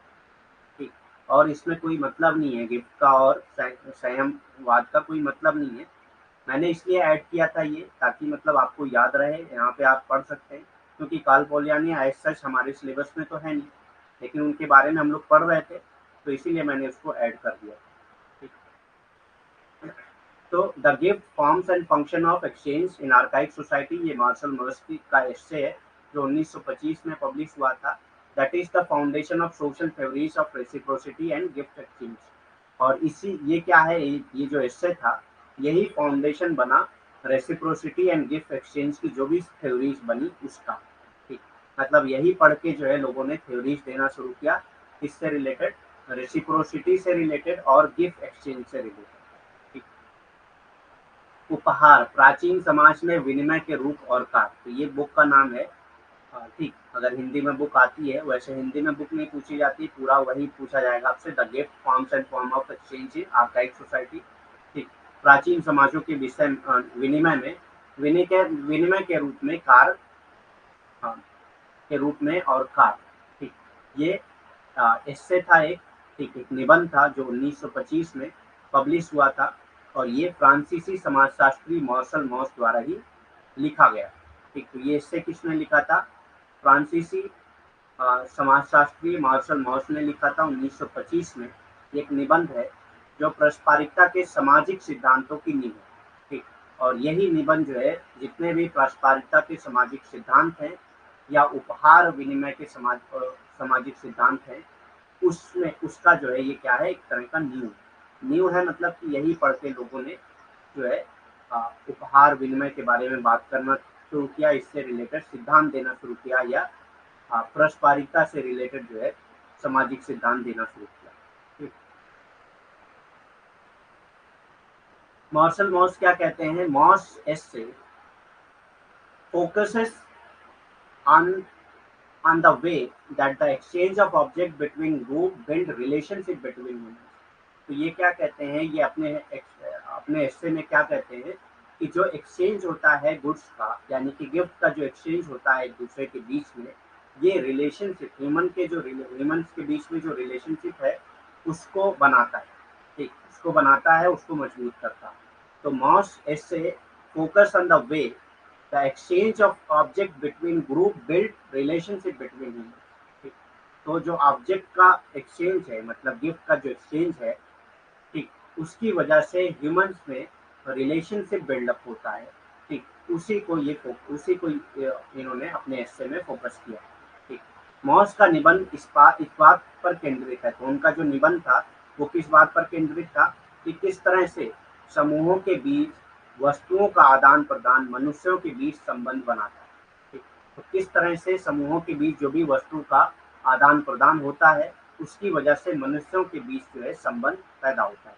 ठीक, तो वो किस तरह से संबंध पैदा होता है, इसी के बारे में ही निबंध है मार्शल मॉस का, जो निबंध था the gift forms and function of gift forms and function of exchange in archaic society. ये एस्से था, 1925 में पब्लिश हुआ था। इस एस्से में क्या कहा गया था, इस निबंध में क्या कहा गया है कि मतलब किस तरह से जो वस्तुओं का आदान प्रदान होता है ग्रुप्स के बीच में, समूहों के बीच में, उसकी वजह से मनुष्यों के बीच में एक संबंध का डेवलपमेंट होता है, संबंध की उत्पत्ति होती है। ठीक, नेक्स्ट कॉन्सेप्ट आता है कैपिटलिज्म यानी कि पूंजीवाद। ठीक, कैपिटलिज्म यानी कि पूंजीवाद। अब ये कैपिटलिज्म क्या होता है, पूंजीवाद क्या होता है, हम लोगों ने कई बार पढ़ा है पूंजीवाद के बारे में। कार्ल मार्क्स को पढ़ते वक्त हम लोगों ने पूंजीवाद के बारे में पढ़ा है। देखते हैं क्या है यहाँ पे पूंजीवाद। इन sociology, capital is a term used to refer to a person or group accumulated status within a stratified society। ठीक, तो सोशोलॉजी में जो कैपिटल का टर्म है उसका क्या मतलब है, वो किस चीज से रिफर करता है कि एक पर्सन का किसी सर्टिफाइड सोसाइटी में, सर्टिफाइड सोसाइटी किसको कहेंगे, ऐसी सोसाइटी जो अलग अलग ग्रुप में बटी हो, और वो ग्रुप की जो सोसाइटी है उसमें अलग अलग स्टेटा बना हुआ हो और स्टेटा को जो है हायरार्की में बांटा गया, ठीक, उसी को स्ट्रेटिफाइड सोसाइटी कहा जाता है। तो सोशियोलॉजी में अगर आप कैपिटल समझना चाहते हैं तो सोशियोलॉजी में कैपिटल का क्या मतलब होता है कि एक पर्सन का स्टेटस क्या है एक स्ट्रेटिफाइड सोसाइटी, एक स्ट्रेटिफाइड सोसाइटी में एक पर्सन का स्टेटस क्या है, वो उसका कैपिटल है, ठीक, वो उसका क्या है, कैपिटल। समाजशास्त्र में पूंजी एक शब्द है जिसका उपयोग किसी स्तरीकृत समाज के भीतर किसी व्यक्ति या समूह की संचित स्थिति को संदर्भित करता है। तो समाजशास्त्र में अगर पूंजी की बात करें, पूंजी शब्द की बात करें, तो इस शब्द का क्या मतलब होता है समाजशास्त्र में? ये दर्शाता है कि किसी व्यक्ति या किसी समूह की किसी स्तरीकृत समाज में क्या स्थिति, ठीक, कौन सी स्थिति है किसी स्तरीकृत समाज में किसी समूह की या वस्तु की, ये किसके जरिए बताया जाता है, किस शब्द के जरिए बताया जाता है, ये पूंजी के शब्द के जरिए, पूंजी शब्द के जरिए बताया जाता है, ठीक। High amount of capital indicates a person elevated social status. अगर किसी के पास हाई अमाउंट ऑफ कैपिटल है यानी कि बहुत ज्यादा कैपिटल है तो ये बताता है कि उसका जो है सोशल स्टेटस वो एलिवेटेड है यानी कि बढ़ा हुआ है, ठीक, उसका सोशल स्टेटस जो है वो बढ़ा हुआ है, ठीक। एंड पावर इन सोसाइटी, और उसका पावर भी सोसाइटी में बहुत एलिवेटेड है, बहुत ज्यादा बढ़ा हुआ है। तो जितना अमाउंट ऑफ कैपिटल होगा उतना सोशल स्टेटस और पावर जो है सोसाइटी में वो एलिवेटेड है। High amounts of capital indicates a person's elevated social status and power in society.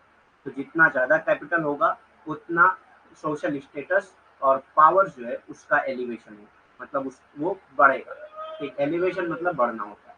While low accumulated capital, अगर कम कैपिटल है, लो एक्यूमुलेटेड कैपिटल है यानी कि बहुत कम कैपिटल किसी के पास है, तो वो क्या इंडिकेट करता है, वो इंडिकेट करता है a person's inability to achieve social mobility, मतलब एक पर्सन वो इस काबिल नहीं रहा कि वो सोशल मोबिलिटी को अचीव कर सके और जिस स्थिति में था उसी स्थिति में रहेगा, मतलब निचली स्थिति में था और निचली स्थिति में ही रह गया, ठीक, वो इस काबिल नहीं रहा कि वो सोशल मोबिलिटी को अचीव कर सके, वो हाई स्टेटस को हासिल कर सके या पावर हासिल कर सके सोसाइटी। अगर उसके पास कैपिटल नहीं है तो ये इस चीज को इंडिकेट करता है, ठीक। समझ में आ गया क्या होता है ये? पूंजी की उच्च मात्रा एक व्यक्ति की उच्च सामाजिक स्थिति और समाज में शक्ति का संकेत देती है। तो अगर किसी व्यक्ति के पास अच्छी पूंजी है, उच्च मात्रा में पूंजी है, तो ये माना जाएगा कि उस व्यक्ति की सामाजिक स्थिति जो है वो उच्च है, ठीक, उस व्यक्ति की जो सामाजिक स्थिति है वो उच्च है और उसकी जो है समाज में शक्ति है, ठीक, समाज में जो है उसकी शक्ति है, ठीक। तो ये जो है पूंजी का जो शब्द है, अगर पूंजी जो है ज्यादा होगी तो ये माना जाता है कि उस व्यक्ति की समाज उच्च सामाजिक स्थिति है और समाज में शक्ति है, ठीक। जबकि कम संचित पूंजी है, अगर किसी के पास कम पूंजी है तो उससे ये माना जाता है कि वो सामाजिक गतिशीलता प्राप्त करने में असमर्थ रहा, मतलब वो ऊंची स्थिति उच्च स्थिति जो है सामाजिक उच्च सामाजिक स्थिति प्राप्त नहीं कर पाया या उच्च शक्ति प्राप्त नहीं कर पाया। ये मान लिया जाता है कि वो व्यक्ति जो है सामाजिक गतिशीलता प्राप्त करने में असमर्थ रहा, ठीक। 5 मेन टाइप ऑफ कैपिटल, अब अलग अलग टाइप के कैपिटल होते हैं। 5 मेन टाइप ऑफ कैपिटल हम लोग पढ़ेंगे, पूंजी के 5 प्रकार।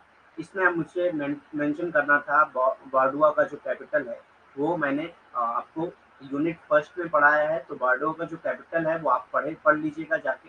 3 कैपिटल के बारे में उन्होंने बात किया है, ठीक, एक है इकोनॉमिक और दूसरा सोशल और तीसरा कल्चरल कैपिटल। 3 कैपिटल के बारे में उन्होंने बात किया है, ये आप याद रखिएगा, इसीलिए मैंने इसको मेंशन नहीं किया क्योंकि हम लोग पढ़ चुके हैं यूनिट 1 में, ठीक। तो दोबारा रिपीट करेंगे तो ऐसे मतलब पूरी चीजें बहुत बार रिपीट होती हैं, ठीक।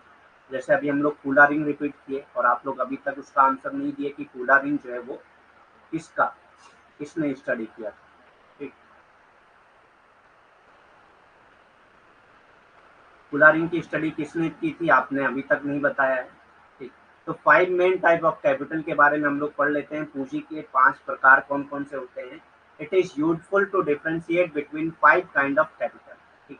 तो ये जरूरी है कि 5 तरह के कैपिटल के बारे में हम लोग पढ़ें, ठीक। तो 5 प्रकार की पूंजी के बीच अंतर करना उपयोगी है। तो सबसे पहला कैपिटल कौन सा होता है, फाइनेंशियल कैपिटल। दूसरा होता है नेचुरल कैपिटल, तीसरा होता है प्रोडक्ट कैपिटल, प्रोड्यूस कैपिटल, और चौथा होता है ह्यूमन कैपिटल, और पांचवा होता है सोशल कैपिटल। ठीक, तो ये 5 अलग-अलग टाइप के कैपिटल होते हैं। पहला कैपिटल क्या है? फाइनेंशियल कैपिटल, दूसरा है नेचुरल कैपिटल, तीसरा है प्रोड्यूस कैपिटल, चौथा है ह्यूमन कैपिटल, और पांचवा है सोशल कैपिटल। ठीक, पूंजी के 5 प्रकार, 5 प्रकार की पूंजी के बीच अंतर करना उपयोगी है। मतलब ये जरूरी है कि हम 5 प्रकार की जो पूंजी है उनके बीच अंतर करें। ठीक, तो वित्तीय, प्राकृतिक, उत्पादित, मानव और सामाजिक। तो वित्तीय मतलब ये इकोनॉमी से रिलेटेड है कि आपके पास पैसे कितने हैं, फाइनेंस कितना है आपके पास, ये फाइनेंशियल कैपिटल में आ जाता है। नेचुरल कैपिटल मतलब कि जो नेचुरल रिसोर्सेज हैं उस पे आपका कितना मतलब उसमें शेयर है, वो आपके नेचुरल कैपिटल में आ जाता है। प्रोडक्शन में जो भी चीजें प्रोड्यूस हो रही है उसमें आपकी ओनरशिप कितनी है, ये आपके प्रोड्यूस कैपिटल में आ जाता है। ह्यूमन कैपिटल मतलब आपके पास वर्कर कितने हैं, आपके पास काम करने वाले लोग कितने हैं, ये ह्यूमन कैपिटल में आ जाता है। सोशल कैपिटल यानी कि समाज में आपका क्या स्टेटस है, ये आपका सोशल कैपिटल में आ जाता है। ठीक, तो वित्तीय यानी कि पैसों से रिलेटेड है, आपके पास कितना पैसा है, कितना वित्तीय अमाउंट है, वो चीजें आपके वित्तीय पूंजी में आ जाती हैं। प्राकृतिक पूंजी मतलब जो भी प्राकृतिक चीजें हैं, प्राकृतिक जो प्रोडक्ट है उसमें आपका क्या ओनरशिप है, आपका क्या मतलब उसमें भाग है, ये चीजें प्राकृतिक कैपिटल में आ जाती है। उत्पादित में जो भी चीजें उत्पाद हो रही हैं उसमें आपका क्या मतलब, उससे आपका क्या संबंध है, ये आपके उत्पादित कैपिटल से है। मानव मतलब आपके पास कितने लोग हैं काम करने वाले, ठीक, कितने वर्कर हैं, कितने लेबर हैं, कितने श्रम हैं, ये सारी चीजें आपके मानव कैपिटल में आ जाती हैं। और सामाजिक, समाज में आपकी क्या स्थिति है, ये सामाजिक पूंजी में आ जाता है। ठीक, आपकी समाज में क्या स्थिति है, ये सामाजिक पूंजी में आ जाता है। All are stock that have the capacity to produce flows of economically desirable output। ठीक, सभी स्टॉक हैं जो आर्थिक रूप से वांछनीय आउटपुट के प्रवाह का उत्पादन करने की क्षमता रखते हैं। तो ये जो पांचों कैपिटल हैं ये इकोनॉमिकली जो है अ, जो भी आउटपुट है इकोनॉमिकली डिजायरेबल आउटपुट को पाने की क्षमता रखते हैं। ठीक, अगर किसी का स्टेटस हाई है तो ये मान के चला जाता है कि वो पैसा आसानी से कमा सकता है, आसानी से वो अपनी इकोनॉमिक आउटपुट को पा सकता है। ठीक, ऑल आर स्टॉक, तो ये पांचों जो है स्टॉक्स हैं that have capacity to produce, तो इनके पास कैपेसिटी होती है इकोनॉमिकली डिजायरेबल आउटपुट को प्रोड्यूस करने। सभी स्टॉक हैं जो आर्थिक रूप से वांछनीय आउटपुट के प्रवाह का उत्पादन करने की क्षमता रखते हैं।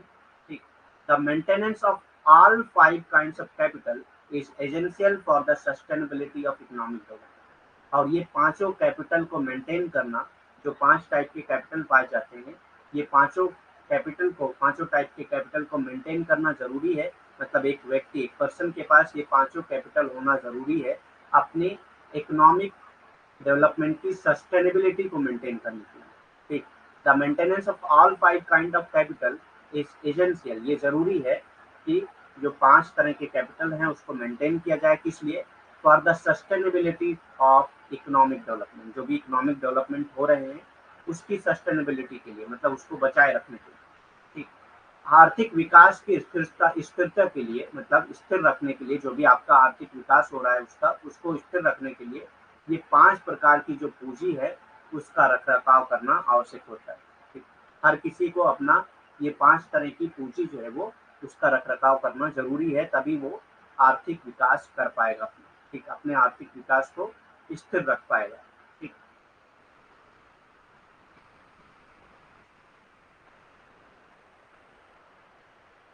नेक्स्ट आता है लेबर मार्केट, श्रम बाजार क्या होता है? द लेबर मार्केट और job market is a platform where demand for by employer and supply of by worker employment need।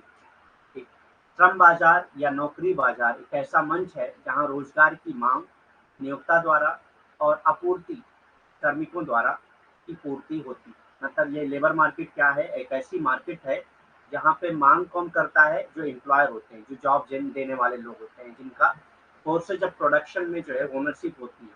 ठीक, जिनकी फोर्सेज ऑफ प्रोडक्शन में पे जो है ओनरशिप होती है या मीन्स ऑफ प्रोडक्शन पे ओनरशिप होती है, जो एम्प्लॉयर होते हैं यानी कि जो नियुक्त करते हैं लोग।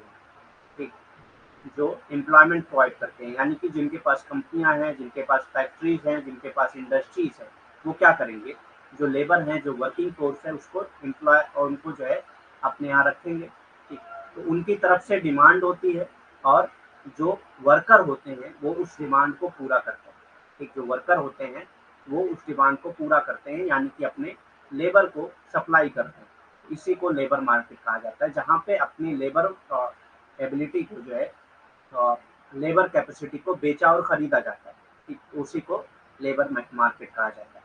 ठीक, तो श्रम बाजार क्या है? श्रम बाजार या नौकरी बाजार एक ऐसा मंच है जहां रोजगार की मांग नियोक्ता द्वारा और आपूर्ति श्रमिकों द्वारा पूर्ति होती है। ठीक, तो यहाँ पे रोजगार की मांग कौन करता है? जो नियोक्ता होता है, यानी कि जिनके पास फैक्ट्रीज हैं, जिनके पास इंडस्ट्रीज हैं, वो सब जो है नियोक्ता होते हैं और ये नियुक्ति करते हैं लोगों की उनके यहाँ काम करने के लिए। ठीक, और ये नियुक्ति, ये जो मांग है, ये कौन पूरा करता है? जो श्रमिक वर्ग है वही इस मांग को पूरा करता है। ठीक, तो श्रम बाजार किसको कहेंगे? श्रम बाजार को इस तरह से भी आप डिफाइन कर सकते हैं कि अगर आप जो है अपने श्रम को बेच और कोई जो है अपने श्रम को बेच और खरीद रहा है तो उसी को श्रम बाजार कहा जाएगा।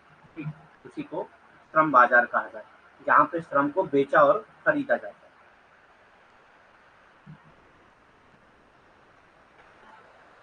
It assists in creating a skilled workforce that flourishes with competitions, development and economic expansion. ये कुशल कार्यबल बनाने में सहायता करता है जो प्रतिस्पर्धा, विकास और आर्थिक विस्तार के साथ फलता फूलता है। तो ये क्या है? लेबर मार्केट क्या है? ये असिस्ट करता है, यानी कि ये मदद करता है in creating a skilled workforce, एक स्किल्ड वर्कफोर्स को क्रिएट करने के लिए। ऐसी वर्कफोर्स क्रिएट करना जो स्किल्ड हो, जो बहुत स्किल्ड हो। मतलब स्किल्ड किसको कहेंगे? जो करने के काबिल हो, कोई भी काम जो है वो करने के काबिल हो और वो काम बहुत अच्छी तरीके से कर लेगा। ठीक, दैट फ्लरिशेज। अब ये लेबर मार्केट कैसे फ्लरिश करती है? विथ कंपटीशन, कंपटीशन के जरिए, डेवलपमेंट के जरिए एंड इकोनॉमिक एक्सपेंशन के जरिए। ठीक, तो ये लेबर मार्केट कैसे फ्लरिश करती है? अगर बहुत ज़्यादा कंपटीशन है तो, डेवलपमेंट है तो, और इकोनॉमिक एक्सपेंशन हो रहा है तो, ठीक, तब ये फ्लरिश करती है। ये एक कुशल कार्यबल बनाने में सहायता करता है। तो ये जो लेबर मार्केट है, यानी कि श्रम बाजार है, ये एक कुशल कार्यबल बनाने में सहायता करता है जो प्रतिस्पर्धा, विकास और आर्थिक विस्तार के साथ फलता फूलता है। जो कैसे फलता फूलता है? प्रतिस्पर्धा के साथ। ठीक, यानी कि एक दूसरे के बीच में कंपटीशन के साथ, एक दूसरे के बीच में जो है प्रतिस्पर्धा के साथ, विकास के साथ और आर्थिक विस्तार के साथ ये फलता फूलता है। श्रम बाजार जो है, जब भी विकास होगा तो फलेगा फूलेगा, आर्थिक विस्तार होगा तो फलेगा फूलेगा, और प्रतिस्पर्धा बहुत ज्यादा होगी तो ये फलेगा फूलेगा। ठीक, लेबर मार्केट कंपोनेंट। अब लेबर मार्केट के कंपोनेंट कौन कौन से होते हैं? लेबर मार्केट में क्या क्या चीजें आती हैं? श्रम बाजार के घटक क्या क्या होते हैं? ठीक, तो clarify the labour market information, here are its core component. तो लेबर मार्केट की जो इन्फॉर्मेशन है उसको क्लियरिफाई करने के लिए 4 कंपोनेंट के बारे में बताया गया है। यहाँ पे 4 कंपोनेंट के बारे में बताया गया। श्रम बाजार के घटक को बताने के लिए, ठीक, उसकी जानकारी को स्पष्ट करने के लिए यहाँ पे 4 घटक बताए गए हैं। ठीक, अब ये 4 घटक कौन कौन से हैं, वन बाय वन हम लोग पढ़ेंगे इसको। तो सबसे पहला है मैन पावर पार्टिसिपेशन। ठीक, मैन पावर पार्टिसिपेशन यानी ह्यूमन का पार्टिसिपेशन। ठीक, तो ये भी एक तरह का श्रम बाजार है, लेबर मार्केट है। मैन पावर पार्टिसिपेशन, तो श्रम बाजार में मैन पावर पार्टिसिपेशन होता है, यानी कि लोग उसमें पार्टिसिपेट करते हैं अपने लेबर को बेचने और खरीदने के लिए। ठीक, please note that it denotes the number of people available to work in the job market. तो मैन पावर पार्टिसिपेशन क्या है? कि कितने लोग जो है जॉब मार्केट में अवेलेबल हैं काम करने के लिए। ठीक, काम करने के लिए कितने लोग जो है जॉब मार्केट में अवेलेबल हैं। ठीक, please note that it denotes the number of people available to market in the job market। Available to work in the job market, कितने लोग जो है काम करने के लिए मौजूद हैं जॉब मार्केट में। Incorporating all employees providing their services for a job. ठीक, ये क्या करता है? सारे एम्प्लॉयज को इनकॉर्पोरेट करता है और प्रोवाइड करता है, सर्विस प्रोवाइड करता है फॉर अ जॉब, एक जॉब के लिए सर्विस प्रोवाइड करता है। इररेस्पेक्टिव ऑफ देयर प्रोफेशन, अपने प्रोफेशन के इररेस्पेक्टिव। मतलब उसका क्या प्रोफेशन है उसके खिलाफ जाकर उससे कोई मतलब नहीं होता है, वो जॉब करने के लिए तैयार होता है, सर्विस करने के लिए तैयार होता है। तो मैन पावर मतलब कि कितने लोग किसी जॉब मार्केट में मौजूद हैं काम करने के लिए। सिंपल बात यही है, मैन पावर मतलब कितने लोग काम करने के लिए मौजूद हैं जॉब मार्केट में। ठीक। जनशक्ति भागीदारी क्या है? जनशक्ति भागीदारी किसको कहते हैं?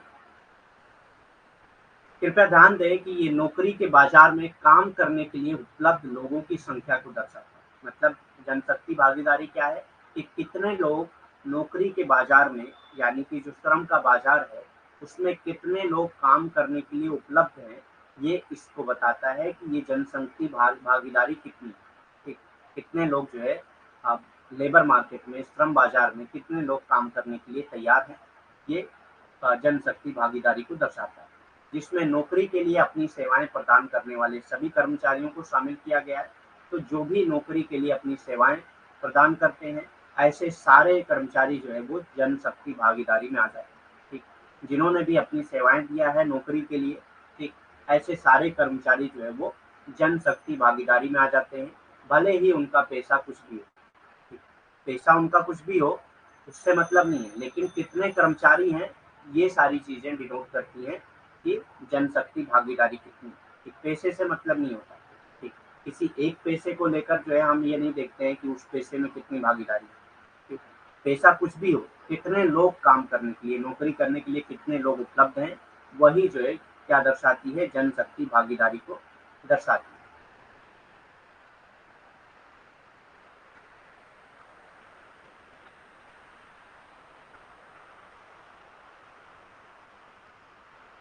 नेक्स्ट आता है, नेक्स्ट कंपोनेंट क्या है लेबर मार्केट का या श्रम बाजार का नया घटक कौन सा है? वो है उम्मीदवार जनसंख्या, कैंडिडेट पॉपुलेशन। कितने लोग मौजूद हैं? ठीक। जनसंख्या क्या है? ठीक। In other words it signifies individual applying for a specific job that matches their ability and knowledge. तो पहले में तो ये था कि कितने लोग मौजूद हैं जॉब करने के लिए, यहाँ पे कितने लोग अप्लाई कर रहे हैं जॉब के लिए। ठीक। तो मौजूद होना और अप्लाई करना दोनों अलग चीजें होती हैं। ठीक। तो कैंडिडेट पॉपुलेशन क्या होगी कि कितने लोग उस जॉब के लिए अप्लाई कर रहे हैं, वो कैंडिडेट पॉपुलेशन कहलाती है। ठीक। In other words it signifies individual applying for a specific job. एक स्पेसिफिक जॉब के लिए कितने लोग जो है अप्लाई कर रहे हैं, दैट में matches their ability and knowledge determining their participation rate. ठीक। अब उस जॉब से जो है हाँ, वो किस जॉब के लिए अप्लाई करेंगे। आप अगर आपको जॉब के लिए अप्लाई करना हो तो आप किस जॉब के लिए अप्लाई करेंगे? जो भी आपकी जॉब आपकी एबिलिटी से मैच करता हो, ठीक, या आपकी नॉलेज से मैच करता हो, वही जॉब पे आप अप्लाई करते हैं। ठीक। तो ऐसे लोग कितने लोग हैं जिन्होंने किसी जॉब के लिए अप्लाई किया है जो उनकी एबिलिटी से रिलेटेड है या उनकी नॉलेज से रिलेटेड है, डिटरमाइनिंग देयर पार्टिसिपेशन, यही डिटरमाइन करता है उनके पार्टिसिपेशन रेट। ठीक। उम्मीदवार जनसंख्या क्या है? दूसरे शब्दों में अगर कहें तो ये क्या है, ये एक विशिष्ट नौकरी के लिए आवेदन करने वाले व्यक्तियों को दर्शाता है। ठीक। कि एक विशिष्ट नौकरी के लिए कितने लोगों ने आवेदन किया है, ये इसको दर्शाता है, जो उनकी भागीदारी दर का निर्धारण करते हैं, जो उनकी भागीदारी दर का निर्धारण करते हैं। और जो भी लोग किसी भी जॉब के लिए, किसी भी नौकरी के लिए आवेदन करेंगे, वो किस नौकरी के लिए आवेदन करेंगे? जो उनकी क्षमता और ज्ञान से मेल खाता हो, उसी नौकरी के लिए वो आवेदन करेंगे। ठीक। तो कैंडिडेट पॉपुलेशन जो है किसी एक नौकरी से रिलेटेड है। कोई एक नौकरी है, उसमें कितने लोगों ने अप्लाई किया है और कौन लोग अप्लाई करेंगे? जिनकी एबिलिटी होगी, जिनके पास नॉलेज होगी, जिनके पास उसकी क्षमता होगी उसको करने के लिए, या उसका ज्ञान होगा, वही उसके ऊपर जो है आवेदन करेगा। ठीक। तो कितने लोगों ने किसी नौकरी के लिए आवेदन किया है, ये उम्मीदवार जनसंख्या को दर्शाता है या कैंडिडेट पॉपुलेशन को दर्शाता है। ठीक। Additionally, recruiter observes the job market to identify people fulfilling their eligibility criteria for a certain job. Additionally, अगर देखा जाए तो रिक्रूटर क्या करता है, जो भी जॉब देने वाला है, रिक्रूटर मतलब जो जॉब दे रहा है, ठीक, तो जो भी जॉब देने वाला है वो क्या करेगा, ऑब्जर्व करेगा जॉब मार्केट। ठीक। तो वो देखभाल करेगा, जॉब मार्केट को ऑब्जर्व करेगा। ठीक। हाँ, जॉब मार्केट को to identify people fulfilling their eligibility criteria for a certain job. ठीक। ताकि आइडेंटिफाई कर सके कि कितने लोग जो है अपनी एलिजिबिलिटी क्राइटेरिया को फुलफिल कर रहे हैं किसी एक जॉब के लिए। ठीक, क्योंकि आपने अप्लाई कर दिया, अप्लाई करने के बाद जो रिक्रूटर होता है वो ऑब्जर्व करता है कि जितने लोगों ने अप्लाई किया है क्या वो एलिजिबल है उस जॉब के लिए कि नहीं, आपके पास वो सारे क्राइटेरिया जो भी फुलफिल करना था आपने किया है कि नहीं। ठीक, ये कौन ऑब्जर्व करता है, ये रिक्रूटर ऑब्जर्व करता है। इसके अतिरिक्त भर्तीकर्ता किसी निश्चित नौकरी के लिए पात्रता मानदंड को पूरा करने वाले लोगों की पहचान करता है। ठीक, तो जो पात्रता मानदंड होते हैं यानी कि कितने क्या एलिजिबिलिटी है, जैसे सपोज करिए किसी जॉब के लिए किसी नौकरी के लिए 12 पास होना जरूरी है। तो आप जितने लोगों ने अप्लाई किया है, जो भी भर्ती करता है, जो भी जॉब देने वाला है, जो नौकरी देने वाला है, वो क्या करेगा, उसमें देखेगा कि जितने लोगों ने अप्लाई किया है क्या उसमें सारे लोग 12 पास हैं या नहीं, या कोई 10 पास वाला भी अप्लाई कर दिया। ठीक, तो अगर 10 पास वाला अप्लाई किया होगा तो उसको रिजेक्ट कर देगा वो। जितने 12 पास वाले हैं उनको ही एलिजिबिलिटी क्राइटेरिया में रखेगा। अब उसके बाद वो क्या करेगा, किस तरह से वो रिक्रूट करेगा वो डिसाइड करेगा। ठीक, एग्जाम कराकर वो रिक्रूट करेगा या इंटरव्यू लेकर रिक्रूट करेगा, किसी भी तरीके से वो भर्ती ले सकता है। ठीक, लेकिन पहले जितने लोगों ने जितने लोगों ने आवेदन किया है उसको वो देखेगा कि वो जो पात्रता मानदंड है उसको पूरा कर रहा है कि नहीं। 12 पास अगर उसका पात्रता मानदंड है तो सारे लोगों ने 12 पास किया है कि नहीं, जितने लोगों ने आवेदन किया है वो। इसकी पहचान कौन करता है, ये भर्ती करता ही करता है। ठीक, नेक्स्ट आता है कैंडिडेट पूल। कैंडिडेट पूल क्या है, in short this is the real bunch of people primarily revealing their interest in the job by resume submission। तो कितने लोगों ने अपना रिज्यूम सबमिट किया है किसी जॉब के लिए, अपना कितने लोगों ने अपने रिज्यूमे सबमिट किया है किसी जॉब के लिए। ठीक, हाँ, ये एक बंच ऑफ पीपल, मतलब कैंडिडेट पूल क्या है, एक ग्रुप ऑफ पीपल जितने लोगों ने किसी जॉब के लिए अपना रिज्यूमे सबमिट किया। तो जितने लोगों ने रिज्यूमे अपना सबमिट किया है उस पूरे ग्रुप को कैंडिडेट पूल कहा जाता है। ठीक, सपोज करिए कोई एक जॉब निकलती है। ठीक, उसमें 50,000 लोगों ने अपना रिज्यूमे सबमिट किया है। तो कैंडिडेट पूल क्या है, 50,000 लोगों का वो कैंडिडेट पूल है। ठीक, तो इसी को कैंडिडेट पूल कहा जाता है कि कितने लोगों ने जो है अपना रिज्यूमे सबमिट किया है किसी जॉब के। संक्षेप में ये बताना कैंडिडेट पूल क्या है, कि संक्षेप में अगर देखें तो क्या है, ये लोगों का वास्तविक समूह है। ये लोगों का एक ऐसा वास्तविक समूह है जो मुख्य रूप से रिज्यूमे सबमिशन द्वारा नौकरी में अपनी रुचि प्रकट करते हैं। ठीक, तो जो भी अपना रुचि दिखाते हैं, कैसे रुचि दिखाएंगे, अपना रिज्यूमे सबमिट करेंगे, तभी पता चलता है कि हाँ आप नौकरी करना चाह रहे हैं, वो नौकरी करना चाह रहे हैं। ये कैसे पता चलेगा, आप अपना रिज्यूमे सबमिट करते हैं या आप आवेदन करेंगे, तभी पता चलेगा कि आप जो है वो नौकरी करना चाहते हैं। ठीक, आप अपनी एलिजिबिलिटी क्राइटेरिया को दिखाएंगे। रिज्यूमे क्या होता है, आप उसमें बताते हैं कि क्या क्या हमने किया है। ठीक, कितना पढ़ाई की है, क्या क्या एक्सपीरियंस है आपका, क्या स्किल है आपकी, ये सारी चीजें बताते हैं। तो जितने लोगों ने ये सारी चीजें बताई हैं वो किस में आ जाते हैं, कैंडिडेट पूल में आ जाते हैं। ठीक, furthermore it can be regarded as the beginning of selection procedure wherein the company's recruiter department acquires and screens application. ठीक, तो ये क्या है, यहाँ से रिक्रूटमेंट का प्रोसेस शुरू हो जाता है। ठीक, जहाँ पे जो कंपनी है यानी कि जो रिक्रूटर है, कोई भी कंपनी जो रिक्रूटमेंट के लिए एप्लीकेशन मांगी थी, जितने लोगों ने रिज्यूमे सबमिट किया है, अब यहाँ पे सिलेक्शन प्रोसेस शुरू हो जाता है, जहाँ पे जो भी कंपनी होती है, जो रिक्रूटमेंट डिपार्टमेंट होता है, वो जितने एप्लीकेशन आए हैं उसकी स्क्रीनिंग करता है, मतलब उसकी जांच करता है। ठीक, कि जितने एप्लीकेशन है वो मतलब इस लायक हैं या नहीं है उसकी जांच करता है। ठीक, तो यहाँ से कैंडिडेट पूल से ही सारी चीजें शुरू हो जाती है, रिक्रूटमेंट का पूरा प्रोसेस, सिलेक्शन का पूरा प्रोसीजर वो शुरू हो जाता है। ठीक, इसके अलावा इसे चयन प्रक्रिया की शुरुआत के रूप में माना जा सकता है। तो कैंडिडेट को पूल को आप जो है चयन प्रक्रिया की शुरुआत के रूप में भी मान सकते हैं, जिसमें कंपनी क्या करती है या कंपनी का जो भी भारतीय विभाग होता है वो क्या करता है, जितने भी आवेदन प्राप्त हुए हैं उसकी स्क्रीनिंग करता है। ठीक, स्क्रीनिंग करना मतलब उसमें देखना कि कौन काबिल है कौन नहीं है, ठीक, कौन उसकी क्षमता रखता है कौन नहीं रखता है। ठीक, उसी को कहते हैं स्क्रीनिंग करना।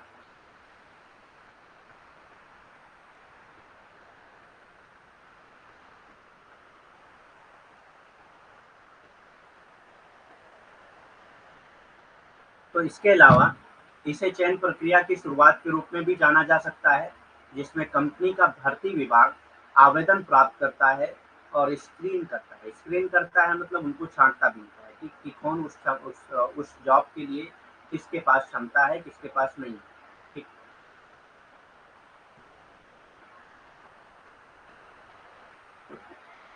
तो कैंडिडेट पूल हो गया। नेक्स्ट आता है it help them forward capable application to following screening round. ठीक, तो ये क्या करता है, उनको हेल्प करता है कि अब जो भी एप्लीकेशन आए, एप्लीकेंट जितने भी आए हैं उनको फॉरवर्ड किया जाए फर्दर राउंड के लिए। यानी कि जैसे अगर एंट्रेंस हो रहा है तो एंट्रेंस के लिए उनको फिर फॉरवर्ड कर दिया जाए। ठीक, it help them forward capable applicant, जो भी कैपेबल एप्लीकेंट है तो स्क्रीनिंग के बाद जो कैपेबल होगा, जो एलिजिबल होगा, उसको फॉरवर्ड कर दिया जाता है दूसरे स्क्रीनिंग राउंड के लिए।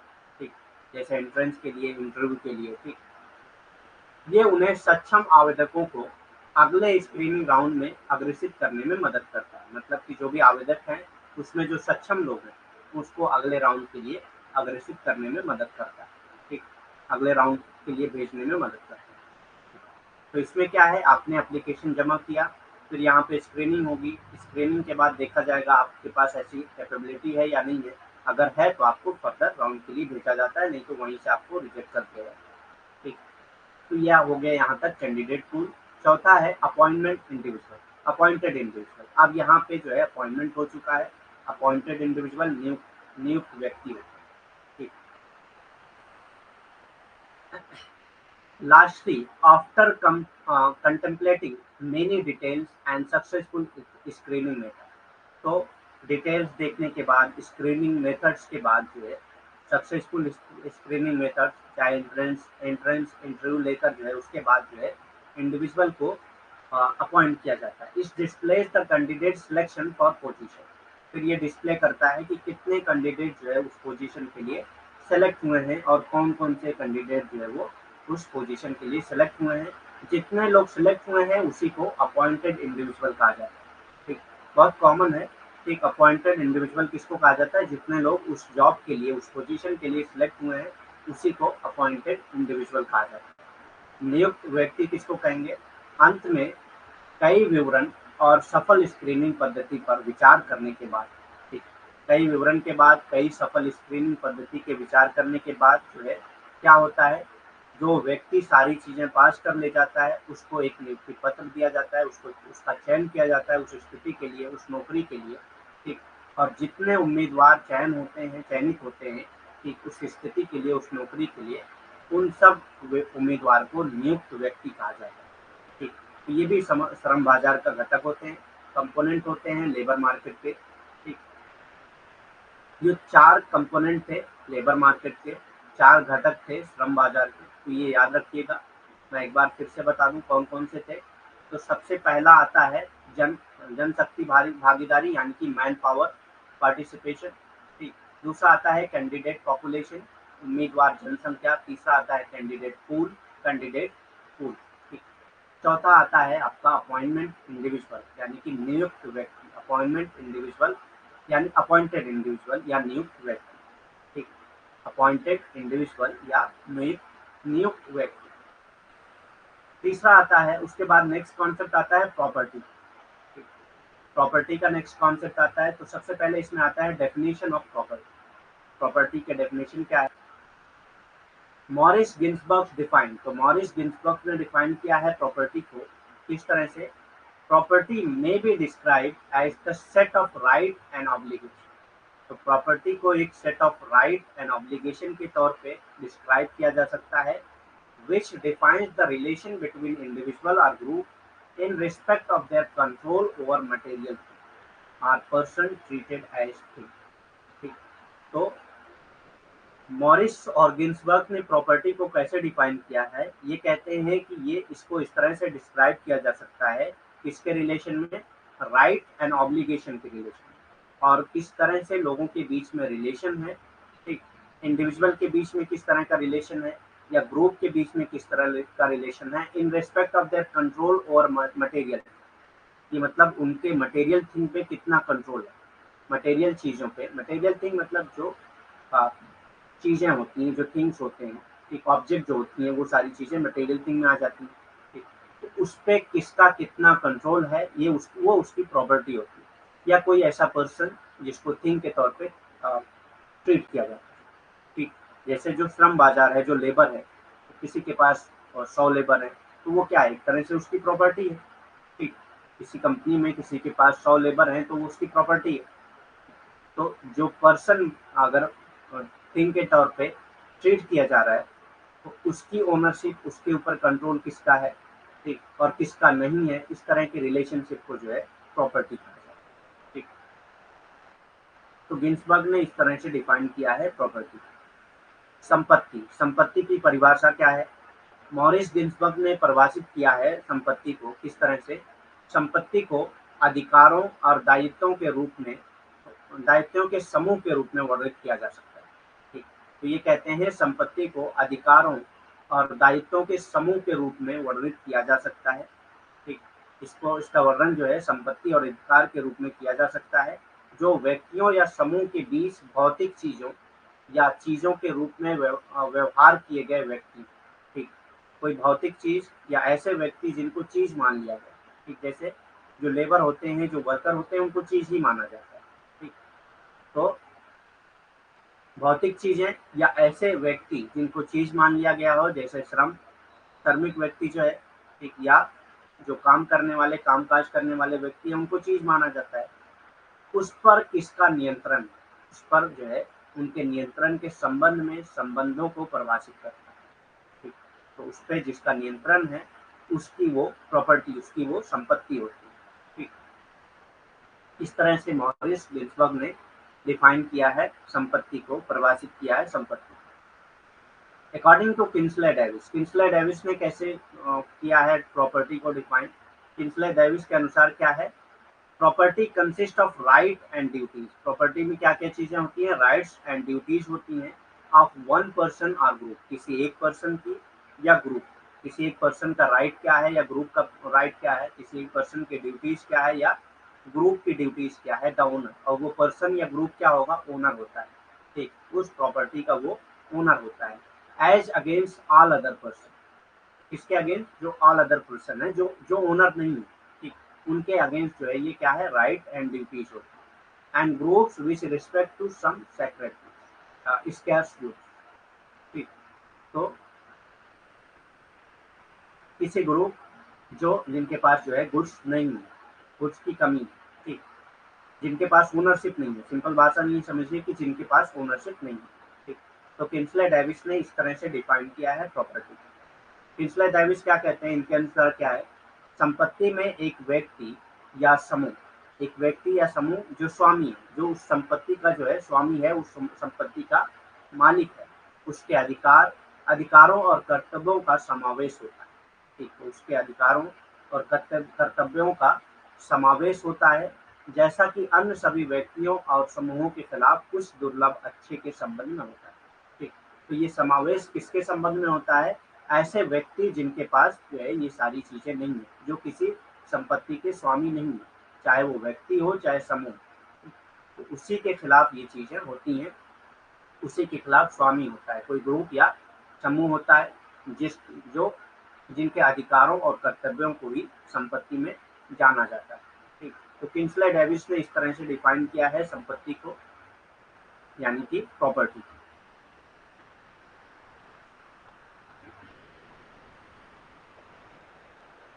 It is thus exclusive. It is thus exclusive for its sets of what is mine for what is thine. ठीक, तो ये आगे क्या कहते हैं, तो ये एक्सक्लूसिवली क्या है कि क्या मेरा है और क्या तुम्हारा है। ठीक, इस चीज को बताता है, ये ऐसा सेटअप है कि क्या मेरा है और क्या तेरा है। ठीक, what is mine and what is time. ठीक, दाइन कहते हैं तुम्हारा, योर्स, व्हाट इज योर्स, तो दाइन की जगह पे आप योर्स कर सकते हैं। ठीक, व्हाट इज माइन और व्हाट इज टाइम। ठीक, ये इस प्रकार अनन्य है क्योंकि ये जो मेरा है उसे अलग करता है जो तेरा है उससे। ठीक, जो मेरा है उसको अलग करता है जो तेरा है उससे। ठीक, वो है ना, एक जो मेरा है वो तेरा है और जो तेरा है वो मेरा है। ठीक, किसका है? डायलॉग है ना एक बॉलीवुड फिल्म का, डायलॉग है किसी फिल्म का कि जो मेरा है वो मेरा है और जो तेरा है वो भी मेरा है। ठीक। सो ये प्रॉपर्टी इसी को बताता है कि क्या तुम्हारा है और क्या मेरा है, इन दोनों चीज़ों को अलग करता है। ठीक।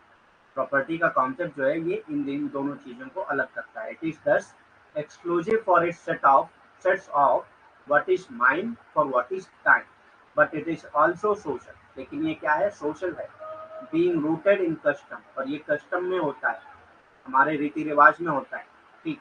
एंड प्रोटेक्टेड बाय लॉ, और इस प्रॉपर्टी को कौन प्रोटेक्ट करता है, लॉ के जरिए प्रोटेक्ट किया जाता है। ठीक। ये इस प्रकार अनन्य है क्योंकि ये जो मेरा है उससे अलग करता है जो तेरा है। ठीक। जो तेरा है उसको जो मेरा है उससे अलग करता है। ठीक। लेकिन ये सामाजिक भी है। लेकिन क्या है, ये सामाजिक भी होता है, प्रथा में निहित होता है, यानी कि ये प्रथा से ही चलता आ रहा होता है, हमारे रीति रिवाज में होता है। ठीक। और कानून द्वारा संरक्षित होता है, और कानून के जरिए संपत्ति को संरक्षित किया जाता है। ठीक। कानून के जरिए संपत्ति को संरक्षित किया जाता है।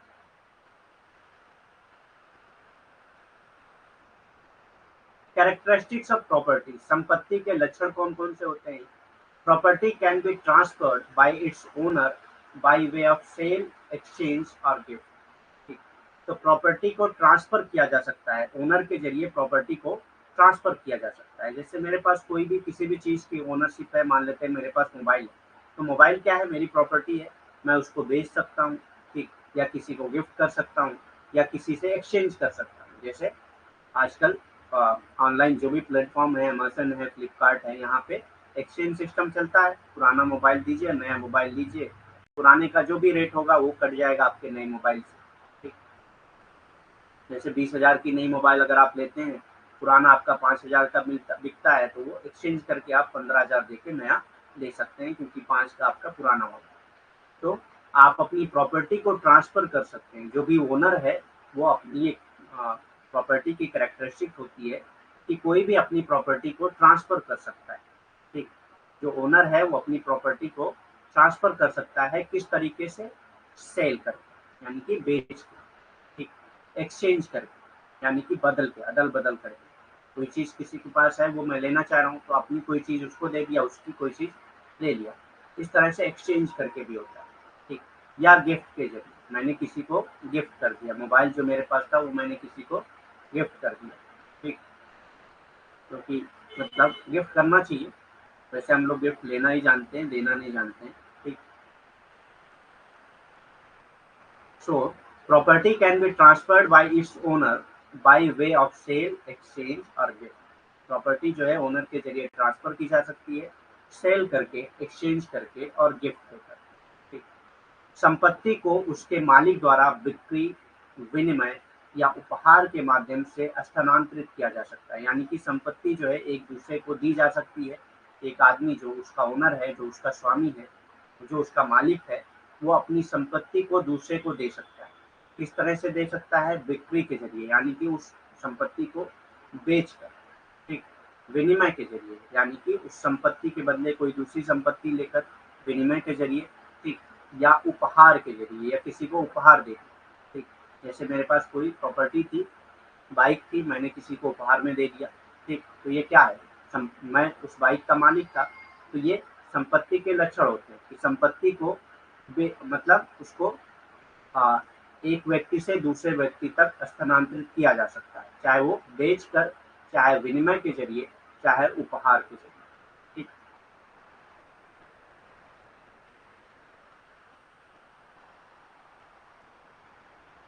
The things in which an individual may hold property right may be both tangible and intangible. एक ऐसी चीज जिस पे किसी इंडिविजुअल का प्रॉपर्टी राइट है, वो चीज टेंजिबल भी हो सकती है, इनटेंजिबल भी हो सकती है। टेंजिबल और इनटेंजिबल क्या है। ठीक। टेंजिबल चीज क्या हो जाएगी, टेंजिबल मतलब जिसको आप देख सकते हैं, जिसको आप टच कर सकते हैं, जिसको आप छू सकते हैं। ठीक। ये चीजें क्या है, टेंजिबल होती है, जिसको आप दूसरे को दिखा सकते हैं। और इंटेंजिबल मतलब जो एग्जिस्ट नहीं करती है, जो वर्चुअल होती है। ठीक। जिसको आप देख नहीं सकते, जिसको आप दूसरे को दिखा नहीं सकते। ठीक। तो ये इंटेंजिबल चीज होती है। जैसे नॉलेज, नॉलेज का भी आजकल प्रॉपर्टी राइट होती है। ठीक ठीक, पेटेंट होती हैं सारी चीजें। ठीक, the thing in which an individual may hold property right may be both tangible and intangible. तो प्रॉपर्टी जो है टेंजिबल भी हो सकती है, इनटेंजिबल भी हो सकती है। टेंजिबल मतलब पता ही आपको, जो चीज आप छू सकते हैं, जो चीजें होती हैं चीजों के फॉर्म में जो होती है वो टेंजिबल होती है। इनटेंजिबल नॉलेज वगैरह हो सकती है, स्किल वगैरह हो सकती है ऐसी जो किसी के पास ना हो। जैसे किसी ने एक दवा की खोज की, तो वो क्या है, वो उसके माइंड में उस दवा से रिलेटेड नॉलेज है। ठीक, तो उस नॉलेज, वो नॉलेज क्या है, वो उसकी प्रॉपर्टी। ठीक, तो वो नॉलेज जो है वो उसकी प्रॉपर्टी है, उसको जो है रजिस्टर भी कराया जाता है। ठीक, जिन चीजों में एक व्यक्ति संपत्ति के अधिकार धारण करता है, मतलब एक व्यक्ति जिसको अपनी संपत्ति मानता है, वो संपत्ति मूर्त भी हो सकती है, अमूर्त भी हो सकती है। ठीक, दोनों हो सकती है। मूर्त किसको कहते हैं, ऐसी चीजें जो देखी जा सकती हो, दूसरे को दिखाई जा सकती है। ठीक, देखी भी जा सकती हो, दूसरे को दिखाई भी जा सकती हो, तो ऐसी चीजें मूर्त कहलाती हैं। जैसे पेन है, जैसे मोबाइल फोन है, जैसे अ, जमीन वगैरह है। ठीक, जैसे कार वगैरह है, बाइक है, कुछ भी हो सकता है। मूर्त चीजें जिसको आप दिखा सकते हैं दूसरे को और खुद देख सकते हैं। ठीक, तो वो मूर्त चीजें होती हैं। अमूर्त चीजें जैसे कि ज्ञान। ठीक, ज्ञान है या कुशलता है, ये सारी चीजें किसमें आ जाती हैं, अमूर्त चीजों में आ जाती हैं। इसको भी रजिस्टर कराया जाता है। ठीक, जिस चीज की आपने खोज की उसको रजिस्टर कराते हैं आप, तो वो अमूर्त चीजें होती हैं। ठीक, तो संपत्ति दोनों हो सकती है, मूर्त भी हो सकती है और अमूर्त भी हो सकती है। Example of letter or copyright. तो मतलब जो इनटेंजिबल चीज है, लेटर मतलब जो बात की चीज है, जो इनटेंजिबल चीज है उसका क्या एग्जाम्पल हो सकता है, कॉपीराइट होता है। ठीक, कोई चीज होता है, कोई नॉलेज होती है, उस पर कॉपीराइट होता है आपका, copyright of book. Copyright of book क्या है, इंटेंजिबल चीज है। ठीक, गुडविल ऑफ बिजनेस। ठीक, बिजनेस का जो गुडविल है वो सारी चीजें क्या है, कॉपीराइट। तो वो सब टेंजिबल इनटेंजिबल चीजों में है। उत्तरार्ध के उदाहरण मतलब कि जो अमूर्त चीजें हैं उसका उदाहरण क्या हो सकता है, पुस्तकों के कॉपीराइट। पुस्तकों का जो कॉपीराइट होता है कोई और नहीं उसको छाप सकता है। ठीक, एक कॉपीराइट होता है। ठीक, या किसी व्यवसाय की सद्भावना है। ठीक, या किसी व्यवसाय की जो सद्भावना है वो क्या भी है, वो भी अमूर्त चीज है, लेकिन वो किसी की संपत्ति होती है। ठीक, वो भी अमूर्त चीजें होती हैं लेकिन वो भी किसी की संपत्ति होती है। तीसरा क्या है, प्रॉपर्टी क्या है। तीसरी कैरेक्टरिस्टिक क्या है प्रॉपर्टी की, property right do not necessarily imply actual use and enjoyment of the relevant thing by the owner। ठीक, संपत्ति के अधिकार का मतलब जरूरी नहीं है कि मालिक द्वारा प्रासंगिक चीजों का वास्तविक उपयोग और आनंद लिया जाए। तो किसी के पास प्रॉपर्टी राइट है तो जरूरी नहीं है कि वो जो भी जिसके ऊपर उसका प्रॉपर्टी राइट है वो उस चीज को एंजॉय कर रहा हो। ठीक, उस चीज पे जो है वो आ, उस चीज को यूज कर रहा हो या उस चीज को एंजॉय कर रहा हो। ठीक, संपत्ति का अधिकार जिसके पास है, जिस चीज पे आपका संपत्ति का अधिकार है, वो चीज जरूरी नहीं कि आप इस्तेमाल कर रहे हो या आप जो है उसको उपयोग कर रहे हो, उसका आनंद ले रहे हो। ठीक, ऐसा जरूरी नहीं है। ठीक, law makes a distinction between ownership and position. Law जो है डिस्टिंक्शन करता है, मतलब ओनरशिप क्या है और या पोजीशन क्या है, इन दोनों के बीच में अलग अलग डिस्टिंक्शन करता है। ठीक, जैसे आपकी कोई प्रॉपर्टी है लेकिन कब्जा किसी और का है, तो आप ओनर हैं, जरूरी नहीं है कि आप उसको इस्तेमाल कर रहे हैं, कब्जा किसी और का है, तो कब्जा तो क्या कहा जाता है, पोजीशन कहा जाता है। तो लॉ ने जो है दोनों के बीच में डिफरेंस बताया। ठीक, कि पोजीशन क्या होते हैं या ओनरशिप क्या होती है। ठीक, कानून स्वामित्व और कब्जे के बीच अंतर करता है। ठीक, तो स्वामित्व कौन है, किसी संपत्ति का स्वामित्व कौन है या कब्जा किसका है, इन दोनों के बीच में अंतर कौन करता है, कानून करता है। ठीक, कानून इन दोनों के बीच में अंतर को बताता है।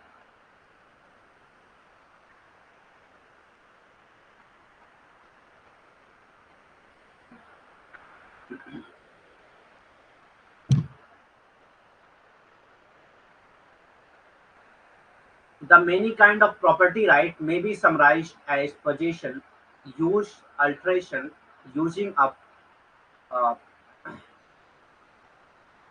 use of work, income and disposition।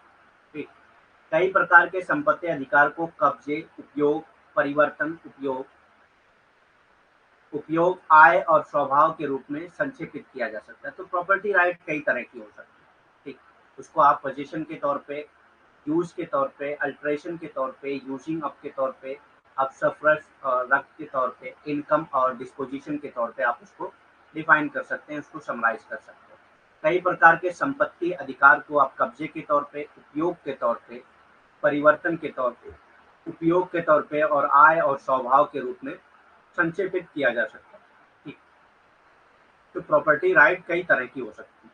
एक तो आपका किसी पे कब्जा है तो भी आपका प्रॉपर्टी राइट है उसका, ठीक। Stages in development of the property system, property system के डेवलपमेंट का क्या क्या स्टेज है ये हम लोग लास्ट करेंगे, उसके बाद हम लोग क्लास लीव करेंगे, ठीक। संपत्ति प्रणाली के विकास का चरण क्या क्या है, तो सबसे पहले आता है विनोग्राडॉफ।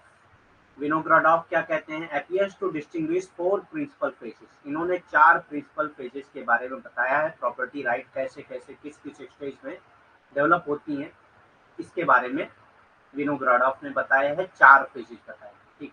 4 प्रमुख चरणों में अंतर करके प्रतीत होते हैं। तो ये विनोग्राडॉफ जो है वो 4 चरण बताते हैं प्रॉपर्टी, संपत्ति के 4 चरण बताते हैं। वो हम लोग देखते हैं कौन कौन से हैं। पहला चरण क्या है, the formation of property in tribal and communal surrounding, ठीक।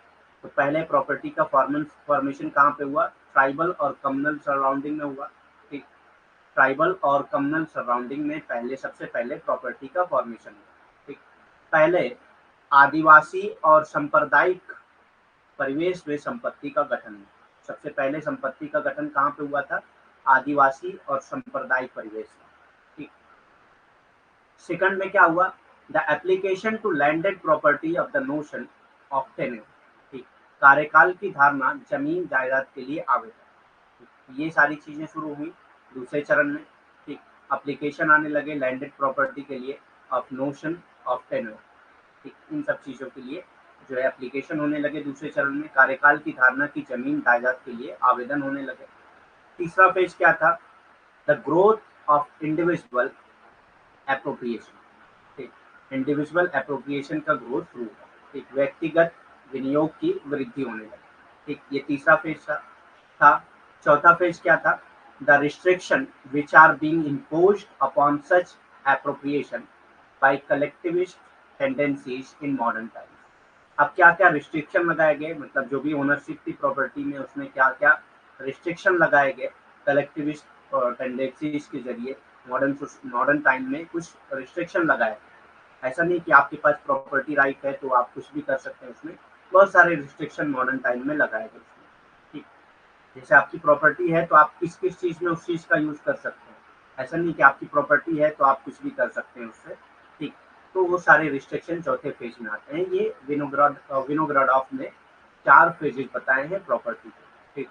चौथा फेज क्या है, चौथा चरण क्या है, आधुनिक समय में सामूहिकतावादी प्रवृत्तियों द्वारा, तो सामूहिकतावादी प्रवृत्तियों द्वारा आधुनिक समय में जो भी संपत्तियां थी, इस तरह के विनियोग, मतलब इस तरह की जो प्रॉपर्टी जो संपत्ति थी उस पर जो है प्रतिबंध लगाए जा रहे थे, ठीक। अब इस पे प्रतिबंध लगाया जाने लगा, ठीक, कि कितनी प्रॉपर्टी आप रख सकते हैं और किस लिए रख सकते हैं, क्या क्या उस प्रॉपर्टी से कर सकते हैं, ठीक। ये सारे रिस्ट्रिक्शन, सारे प्रतिबंध लगाए जाने लगे। अब हॉस क्या करते हैं, speak of 3 phases in growth of property system.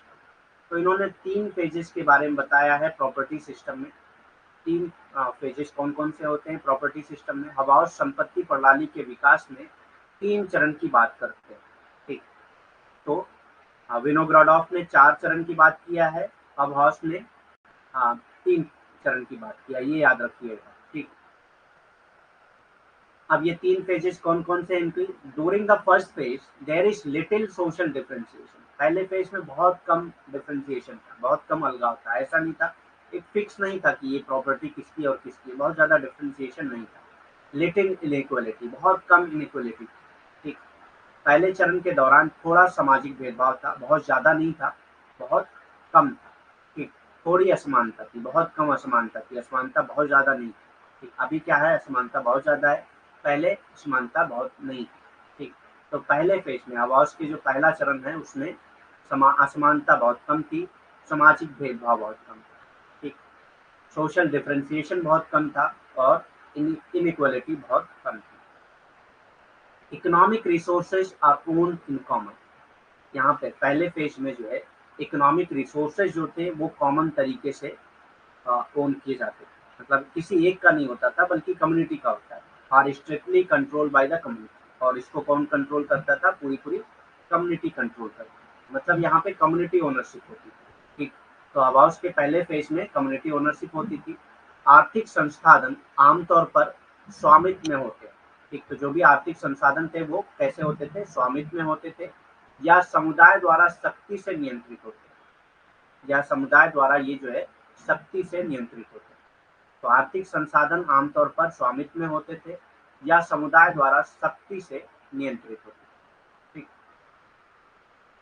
मतलब ये यहाँ पे समुदाय का ही स्वामित्व होता था, किसी एक व्यक्ति का स्वामित्व नहीं होता था बल्कि पूरे पूरे समुदाय का स्वामित्व होता था उस संपत्ति का। दूसरे फेज में क्या था? During the second phase wealth increases, मतलब जो वेल्थ थी वो बढ़ने लगी, ठीक। ग्रेट इनइक्वालिटीज बढ़ने लगी अपीयर्स, एंड इंडिविजुअल और collective ownership escape from community control, ठीक। अब ये इंडिविजुअल ओनरशिप होने लगी, ठीक। कलेक्टिव और इंडिविजुअल ओनरशिप होने लगी, यहाँ पे कम्युनिटी ओनरशिप का कॉन्सेप्ट खत्म होने लगा, ठीक। धन में वृद्धि होती है, बड़ी असमानताएं दिखाई देने लगती हैं, ठीक। तो धन में वृद्धि होती है और उसके बाद बड़ी असमानताएं होने लगती हैं, और व्यक्तिगत या सामूहिक स्वामित्व होता है, ठीक। सामुदायिक नियंत्रण से बाहर हो जाता है, ठीक। तो अब यहाँ पे सामुदायिक स्वामित्व नहीं रह जाता है, ठीक, बल्कि व्यक्तिगत या सामूहिक स्वामित्व रह जाता है, ठीक। और इसी वजह से असमानताएं बहुत ज्यादा बढ़ जाती हैं। तीसरा फेज यानी कि लास्ट फेज जो था हबाउस का, वो क्या था? During the third phase a conscious attempt to make is made to diminish inequalities and to restore community control। तीसरे फेज में फिर से जो ये इनइक्वालिटीज जो थी उसको कम करने की कोशिश की गई, बहुत सारे अटेम्प्ट किए गए कि मतलब जो इनइक्वालिटीज हैं उनको कम किया जाए और फिर से जो प्रॉपर्टी है उसको कम्युनिटी कंट्रोल में लाया जाए, मतलब कम्युनिटी ओनरशिप में लाया जाए, ठीक। तीसरे चरण के दौरान असमानताओं को कम करने और सामुदायिक नियंत्रण बहाल करने के लिए एक सचेत प्रयास किया जाए, ठीक। तो तीसरे चरण में ये कहते हैं कि जो व्यक्तिगत स्वामित्व था उसको खत्म करके, जो असमानताएं थी उसको खत्म करके, उसको कम करके, जो सामूहिक यानी कि सामुदायिक तौर पे जो स्वामित्व था उसको बहाल किया जाए, यानी कि सामुदायिक ओनरशिप, सामुदायिक जो है स्वामित्व लाया जाए, ठीक। तो ये 3 चरण था हबाउस के अकॉर्डिंग प्रॉपर्टी का। तो ये सारे चरण आपको याद रखने हैं, चाहे वो विनोग्रेडोव के हों चाहे हबाउस के हों। प्रॉपर्टी के जो चरण है ये पूछे जाते हैं एग्जाम में, ठीक। तो कितने चरण दिए थे और कौन कौन से थे, ये सारी चीजें आपको याद रखनी है। कितने फेजों के बारे में बात किया है और कौन कौन से फेज थे, वो सारे फेज को आपको, कितने फेजेस के बारे में बात किया, कितने कौन कौन से फेज थे, वो सारे फेज आपको पता होनी चाहिए, ठीक। This scheme of Hobhouse has some resemblance to the Marxist distinction into 3 stages। ये स्कीम बताती है जैसे मार्क्स ने डिस्टिंक्शन किया था 3 स्टेजेस में, कि पहले कम्युनिटी बेस था, बाद में भी कम्युनिटी बेस हो जाएगा, कम्युनलिज्म आ जाएगा, सोशलिज्म आ जाएगा। तो हबाउस का जो डिस्टिंक्शन है वो कहीं ना कहीं मिलता है मार्क्स के डिस्टिंक्शन से मिलता है, ठीक। हबाउस की इस योजना में 3 चरण में मार्क्सवादी भेदभाव से कुछ समानताएं हैं, ठीक। तो मार्क्सवादी में जो डिस्टिंक्शन किया था, जो मतलब अलगाव अलग किया था प्रॉपर्टी को, प्रॉपर्टी ओनरशिप कैसे कैसे हुई, वो जो चरण बताए थे वो किसी न किसी तरह से हबाउस का और मार्क्स का मिलता जुलता है, ठीक। तो हबाउस ने पहले क्या कहा था? That of primitive classless society, सबसे पहले प्रिमिटिव क्लासलेस सोसाइटी थी, यहाँ पे कोई भी ओनरशिप नहीं थी, ठीक। अग्रिम वर्गहीन समाज का, ठीक, यहाँ पे वर्गहीन समाज था, कोई वर्ग नहीं था, सारे लोग इक्वल थे, ठीक। क्लासलेस सोसाइटी होगी तो सारे लोग इक्वल थे। ऐसे ही फर्स्ट पेज में हबाउस भी कहते हैं कि असमानताएं बहुत कम थी, ठीक, इनइक्वालिटी बहुत कम थी। तो प्रिमिटिव क्लासलेस सोसाइटी ये मार्क्स ने बताया, फॉलोड बाय क्लास डिफरेंशिएशन, उसके बाद क्लास डिफरेंशिएशन हो गया, ठीक। इनइक्वालिटी बहुत ज्यादा बढ़ गई, and the growth of inequality. उसके बाद वर्ग भेद शुरू हुआ और असमानताओं का विकास हुआ, ये मार्क्स कहते हैं, लेकिन हबाउस का दूसरा फेज है, ठीक, अगर आपको याद हो जो पिछला हम लोगों ने पढ़ा है कि हबाउस का दूसरा फेज में क्या है, इनइक्वालिटीज बढ़ी थी, डिफरेंशिएशन बढ़ा था, व्यक्तिगत स्वामित्व हो गया था। ठीक, हाँ, मतलब इंडिविजुअल ओनरशिप हो गई थी। और फाइनल स्टेज में क्लासलेस सोसाइटी फिर से बन जा रही है एट अ हायर लेवल। तो फाइनल स्टेज में हबाउस कहते हैं कि लोगों ने ट्राई किया इनइक्वालिटी को खत्म करने के लिए, और एक जो है कम्युनल ओनरशिप, एक कम्युनिटी बेस्ड ओनरशिप को फिर से बहाल करने की कोशिश की। तो ये किसी न किसी तरह से मार्क्स और हबाउस का मिलता जुलता है। ठीक, और उच्च स्तर पर वर्गहीन समाज का अंतिम चरण होता है। ठीक, उच्च स्तर पर होता है, पहले क्या था, प्रिमिटिव था, लेकिन अब जो है हायर लेवल पर होता है, उच्च स्तर पर होता है। ठीक, तो हबाउस और मार्क्स का जो डिस्टिंक्शन है प्रॉपर्टी को लेकर, वो लगभग मिलता जुलता है, ये आप याद रखिएगा। ठीक, क्योंकि ये भी पूछ सकता है कि हबाउस का डिस्टिंक्शन जो प्रॉपर्टी का है वो किससे मिलता जुलता है। तो विनोग्राडॉव भी ऑप्शन में आ सकता है, मार्क्स भी आ सकता है, या और भी जो लोगों ने प्रॉपर्टी का डिस्टिंक्शन किया है उनके नाम आ सकते हैं। तो आपको ये याद होना चाहिए कि मार्क्स और हबाउस का जो डिस्टिंक्शन है प्रॉपर्टी का, ठीक, जो भी इन्होंने बांटा है संपत्ति को अलग अलग चरण में, वो मैच खाता है मार्क्स और हबाउस का। ठीक, Pierre Joseph Proudhon on property, ये क्या कहते हैं प्रॉपर्टी में, Pierre Joseph Proudhon on property, संपत्ति पर पियर जोसेफ प्रदान क्या कहते हैं। He pamphlet in title, his pamphlet, तो इनका एक पैम्फलेट था जिसका इन टाइटल ये फ्रेंच में कुछ लिखा हुआ है, which was publish in Paris in 1840। ठीक, ये पेरिस में पब्लिश हुआ था, प्रॉपर्टी से रिलेटेड था, ये पेरिस में पब्लिश हुआ था। ठीक, पर्शियन लैंग्वेज में लिखा हुआ है ये। ठीक, 1840 क्रिएटेड अ सेंसेशन। ठीक, पेरिस में प्रकाशित किया गया जिसने सनसनी मचा दी। ठीक, ये बहुत ज्यादा सनसनी मचा दिया था, क्योंकि इन्होंने एक बहुत ही अच्छा कॉन्सेप्ट दिया था, अभी हम लोग पढ़ेंगे आगे। It was here that he declared property is theft. इन्होंने कहा कि प्रॉपर्टी क्या है, अगर किसी के पास प्रॉपर्टी ओनरशिप है मतलब वो उसने चोरी किया है। प्रॉपर्टी इज थेफ्ट का कॉन्सेप्ट इन्होंने दिया था। तो ज़्यादा आपको इसमें बहुत डिटेल में नहीं याद रखना है, बस ये याद रखना है कि पियर जोसेफ प्रधान ने ही प्रॉपर्टी एज थेफ्ट कहा था। ठीक, प्रॉपर्टी एज थेफ्ट पियर जोसेफ प्रधान ने कहा था। ठीक, it was here that he declared property is theft, यहीं पे उन्होंने कहा था कि प्रॉपर्टी क्या है, एक थेफ्ट है, एक चोरी है। ठीक, यहाँ पर उन्होंने घोषणा की कि संपत्ति जो है वो क्या है, चोरी है।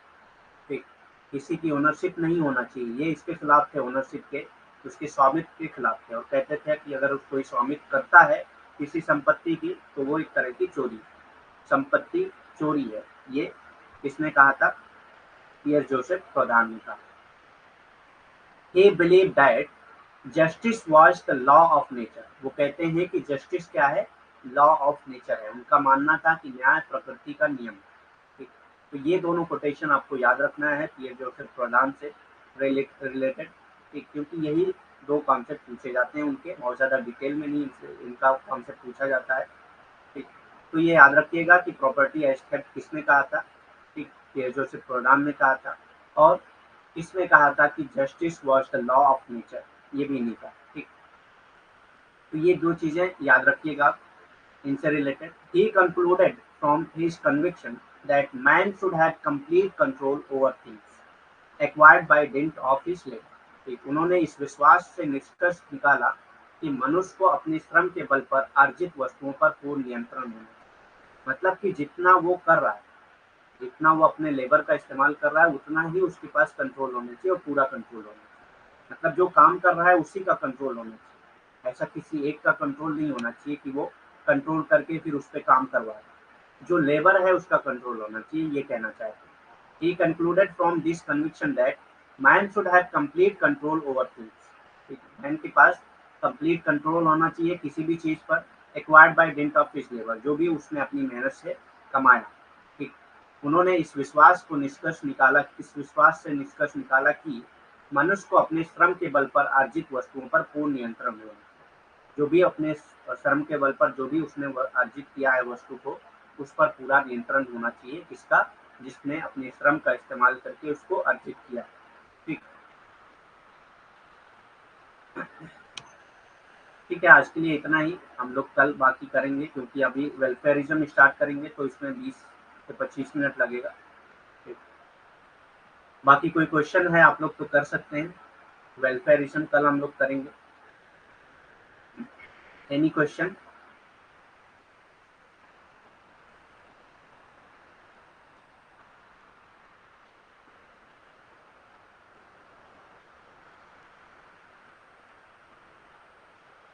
कोई भी क्वेश्चन है तो पूछ सकते हैं, 5 मिनट आपको दिया जाएगा।